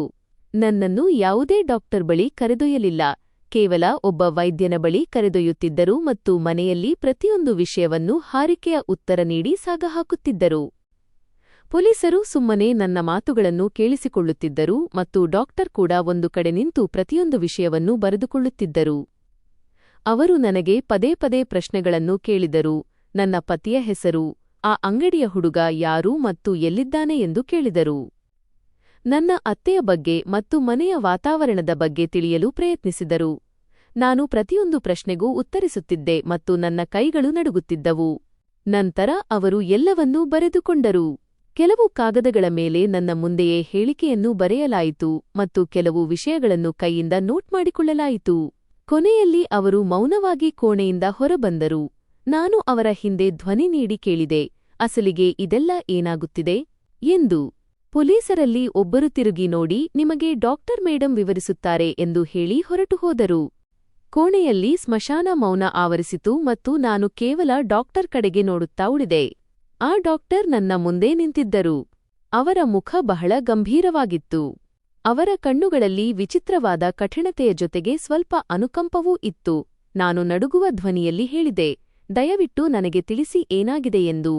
ಆ ಕ್ಷಣ ನನಗೆ ಬಹಳ ಭಾರವಾಗಿತ್ತು, ಏಕೆಂದರೆ ಉತ್ತರ ಈಗ ಅವರ ಬಳಿಯೇ ಇತ್ತು. ಕೋಣೆಯಲ್ಲಿ ಒಂದು ರೀತಿಯ ಒತ್ತಡದ ಮೌನವಿತ್ತು. ನನ್ನ ಹೃದಯ ಬಡಿತ ಜೋರಾಗಿತ್ತು.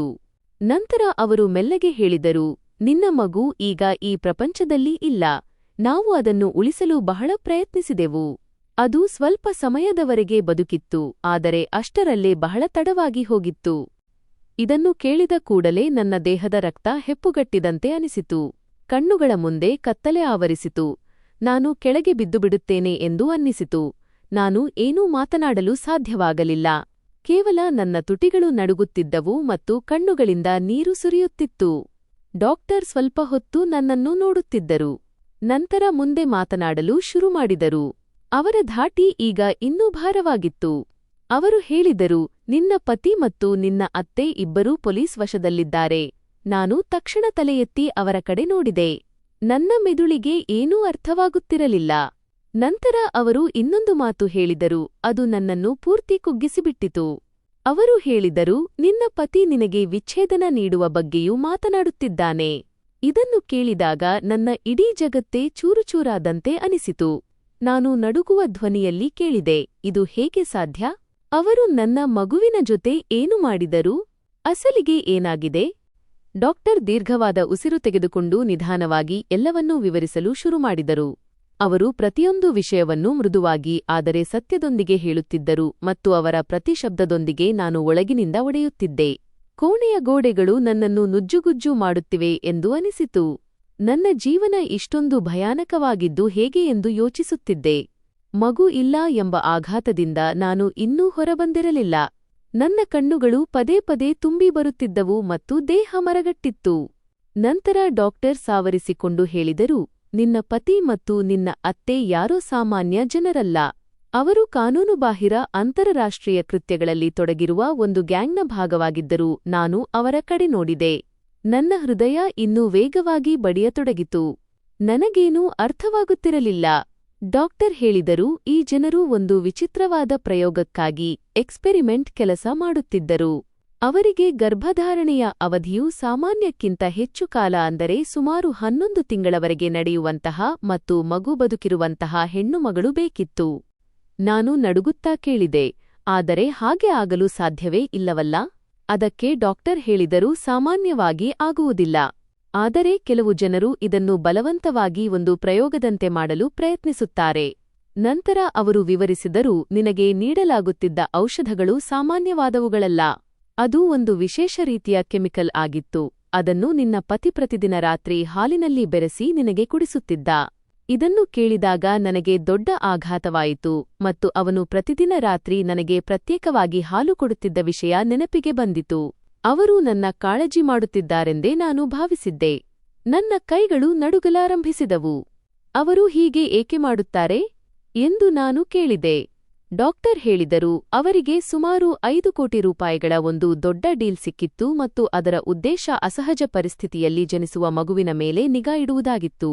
ನಂತರ ಡಾಕ್ಟರ್ ಹೇಳಿದರು, ಗರ್ಭಾವಸ್ಥೆಯಲ್ಲಿ ಮಹಿಳೆಯ ದೇಹದಲ್ಲಿ ರಕ್ತದ ಹರಿವು, ಹಾರ್ಮೋನುಗಳು ಮತ್ತು ದೇಹದ ಬೆಳವಣಿಗೆಯ ವೇಗ ಸೇರಿದಂತೆ ಹಲವು ಬದಲಾವಣೆಗಳು ಆಗುತ್ತವೆ.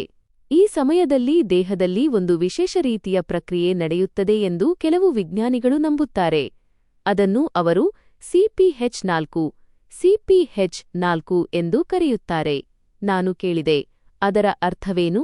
ಡಾಕ್ಟರ್ ಹೇಳಿದರು, ಇದು ಇನ್ನೂ ಸಾಬೀತಾಗಿರುವ ವಿಷಯವಲ್ಲ. ಆದರೆ ಇದನ್ನು ನಿಯಂತ್ರಿಸಿದರೆ ದೇಹವು ಚೇತರಿಸಿಕೊಳ್ಳುವ ಮತ್ತು ಬೆಳೆಯುವ ವೇಗವನ್ನು ಅರ್ಥಮಾಡಿಕೊಳ್ಳಬಹುದು ಎಂಬುದು ಒಂದು ಸಿದ್ಧಾಂತ. ಇದಕ್ಕಾಗಿಯೇ ಅವರು ನಿನ್ನ ದೇಹವನ್ನು ಕೇವಲ ಒಂದು ಪ್ರಯೋಗದ ವಸ್ತುವಾಗಿ ಬಳಸಿಕೊಂಡರು. ನಾನು ನಡುಗುತ್ತಾ ಕೇಳಿದೆ, ಹಾಗಾದರೆ ನನ್ನ ಮಗು ಏನಾಯಿತು? ಡಾಕ್ಟರ್ ತಲೆ ತಗ್ಗಿಸಿ ಹೇಳಿದರು, ಮಗು ಬದುಕಿತ್ತು, ಆದರೆ ಅದನ್ನು ಅಸಹಜ ರೀತಿಯಲ್ಲಿ ಬೆಳೆಸಲು ಪ್ರಯತ್ನಿಸಿದ್ದರಿಂದ ಅದು ಬಹಳ ದುರ್ಬಲವಾಗಿತ್ತು. ಒಂದು ವೇಳೆ ನೀನು ಸಮಯಕ್ಕೆ ಸರಿಯಾಗಿ ಆಸ್ಪತ್ರೆಗೆ ಬರದೆ ಹೋಗಿದ್ದರೆ ನಿನ್ನ ಪ್ರಾಣವೂ ಹೋಗುತ್ತಿತ್ತು. ಇದನ್ನು ಕೇಳಿ ನನ್ನೊಳಗಿನ ಎಲ್ಲವೂ ಕುಸಿದು ಹೋದಂತಾಯಿತು.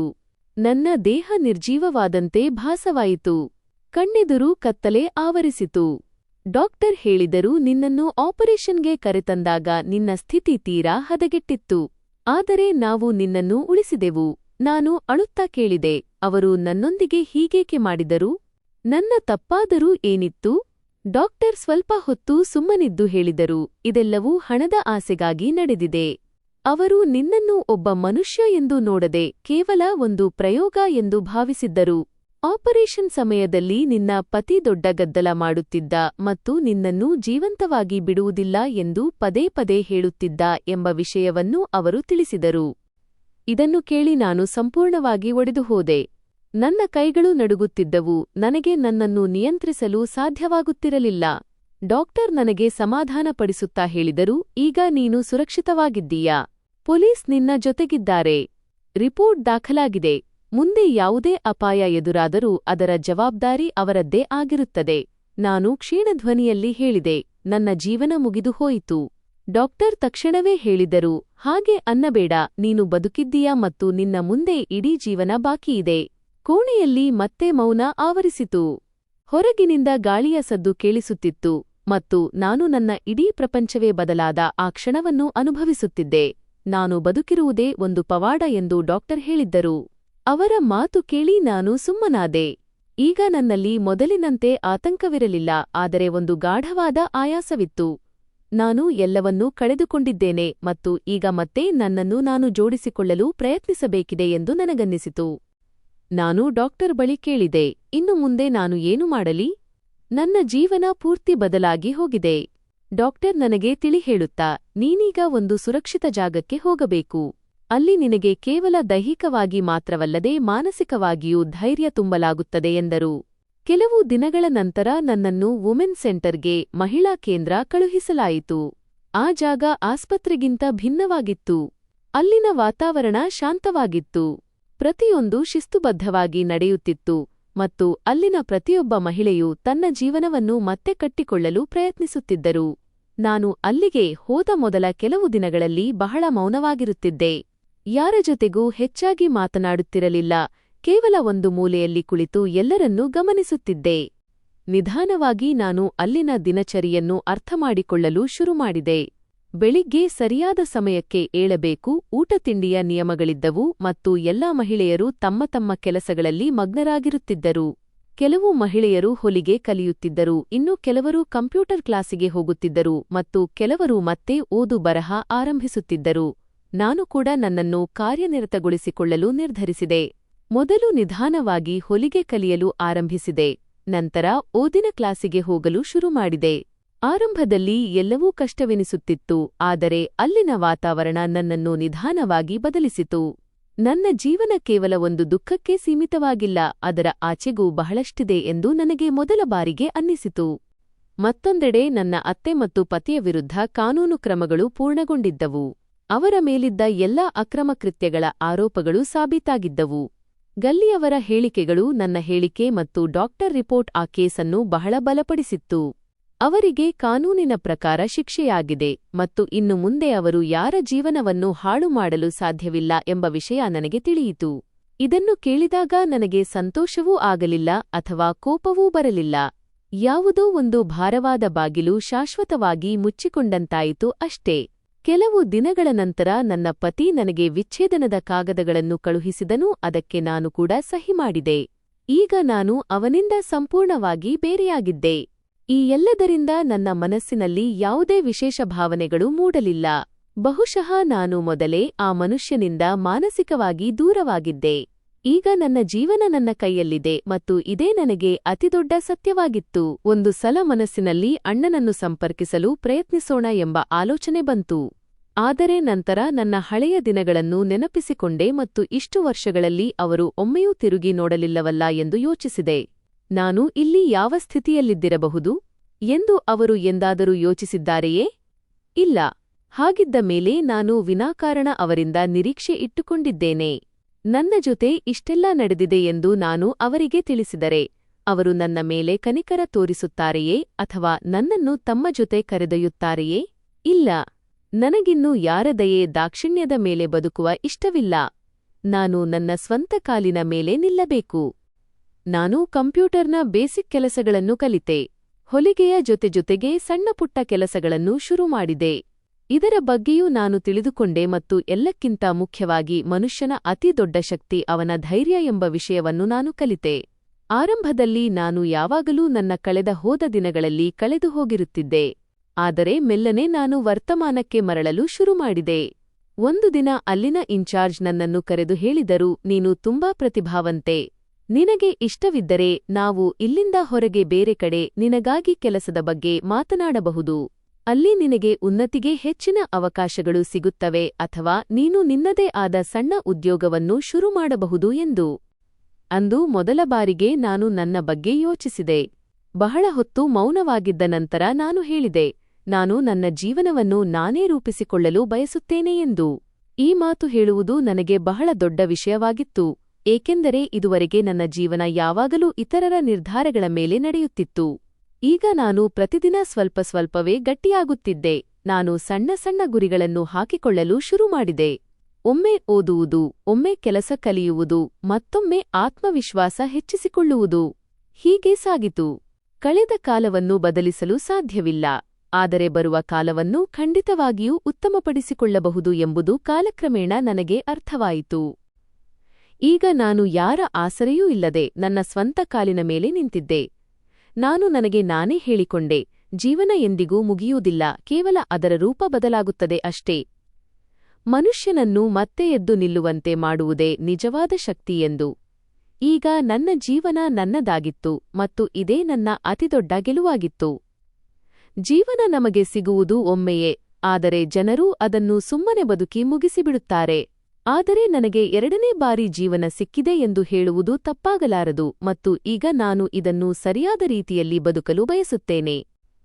ಪರಿಸ್ಥಿತಿ ಎಷ್ಟೇ ಕಠಿಣವಾಗಿದ್ದರೂ ಮನುಷ್ಯನೊಳಗೆ ಧೈರ್ಯವಿದ್ದರೆ ಅವನು ಮತ್ತೆ ಎದ್ದು ನಿಲ್ಲಬಲ್ಲ ಎಂಬುದು ನನಗೆ ಅರ್ಥವಾಗಿದೆ.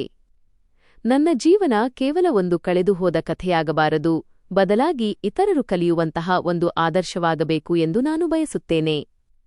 ಈಗ ನಾನು ಕನ್ನಡಿಯಲ್ಲಿ ನನ್ನನ್ನು ನೋಡಿಕೊಂಡಾಗ ಕುಸಿದು ಬಿದ್ದರೂ ಮತ್ತೆ ಎದ್ದು ನಿಂತಿರುವ ಒಬ್ಬ ದಿಟ್ಟ ಮಹಿಳೆ ನನಗೆ ಕಾಣಿಸುತ್ತಾಳೆ ಮತ್ತು ಇಂದು ಇದೇ ನನ್ನ ಅತಿ ದೊಡ್ಡ ಶಕ್ತಿ.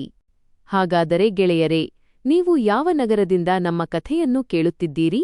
ನಿಮಗೆ ಈ ಕಥೆ ಇಷ್ಟವಾಗಿದ್ದರೆ ಕಾಮೆಂಟ್ ಮಾಡಿ ತಿಳಿಸಿ. ಈ ವಿಡಿಯೋವನ್ನು ಲೈಕ್ ಮಾಡಿ, ಶೇರ್ ಮಾಡಿ ಮತ್ತು ಹೈಪ್ ನೀಡಿ. ಜೊತೆಗೆ ಚಾನೆಲ್ ಅನ್ನು ಸಬ್ಸ್ಕ್ರೈಬ್ ಮಾಡಲು ಮರೆಯಬೇಡಿ. ನನ್ನ ಶ್ರಮ ನಿಮಗೆ ಇಷ್ಟವಾಗಿದ್ದರೆ ನನಗೆ ಸೂಪರ್ ಥ್ಯಾಂಕ್ಸ್ ನೀಡುವ ಮೂಲಕ ನಿಮ್ಮ ಪ್ರೀತಿ ಮತ್ತು ಬೆಂಬಲವನ್ನು ತೋರಿಸಿ. ಇದರಿಂದ ನಾನು ನಿಮಗಾಗಿ ಇಂತಹದ್ದೇ ಅದ್ಭುತ ಕಥೆಗಳನ್ನು ತರುತ್ತಿರಲು ಸಾಧ್ಯವಾಗುತ್ತದೆ. ಈ ಕಥೆಯು ಸಂಪೂರ್ಣವಾಗಿ ಕಾಲ್ಪನಿಕವಾಗಿದ್ದು, ಇದರ ಉದ್ದೇಶ ಕೇವಲ ಮನರಂಜನೆ ಮತ್ತು ಜಾಗೃತಿ ಮೂಡಿಸುವುದು ಮಾತ್ರವಾಗಿದೆ. ಈ ಕಥೆಯಲ್ಲಿ ತೋರಿಸಲಾದ ಎಲ್ಲಾ ಪಾತ್ರಗಳು, ಘಟನೆಗಳು, ಸ್ಥಳಗಳು ಮತ್ತು ಸಂದರ್ಭಗಳು ಲೇಖಕನ ಕಲ್ಪನೆಯನ್ನು ಆಧರಿಸಿವೆ. ಕಥೆಯಲ್ಲಿ ತೋರಿಸಲಾದ ವೈದ್ಯಕೀಯ ಘಟನೆಗಳು, ಪ್ರಯೋಗಗಳು ಅಥವಾ ಪ್ರಕ್ರಿಯೆಗಳು ವಾಸ್ತವಕ್ಕಿಂತ ಭಿನ್ನವಾಗಿರಬಹುದು. ದಯವಿಟ್ಟು ಇವುಗಳನ್ನು ಯಾವುದೇ ರೀತಿಯ ನೈಜ ವೈದ್ಯಕೀಯ ಸಲಹೆ ಅಥವಾ ಸತ್ಯ ಘಟನೆ ಎಂದು ಪರಿಗಣಿಸಬೇಡಿ. ಯಾವುದೇ ವ್ಯಕ್ತಿ, ಸ್ಥಳ ಅಥವಾ ಘಟನೆಗೆ ಸಾಮ್ಯತೆ ಕಂಡುಬಂದಲ್ಲಿ ಅದು ಕೇವಲ ಕಾಕತಾಳೀಯ ಮಾತ್ರ. ಈ ಕಥೆಯು ಅಪರಾಧ, ಮಾನಸಿಕ ಮತ್ತು ದೈಹಿಕ ಆಘಾತದಂತಹ ಕೆಲವು ಸೂಕ್ಷ್ಮ ವಿಷಯಗಳನ್ನು ಬಿಂಬಿಸುತ್ತದೆ. ಆದ್ದರಿಂದ ಓದುಗರು ಇದನ್ನು ವಿವೇಚನೆಯಿಂದ ಓದಬೇಕೆಂದು ವಿನಂತಿಸಿಕೊಳ್ಳುತ್ತೇವೆ. ಧನ್ಯವಾದಗಳು.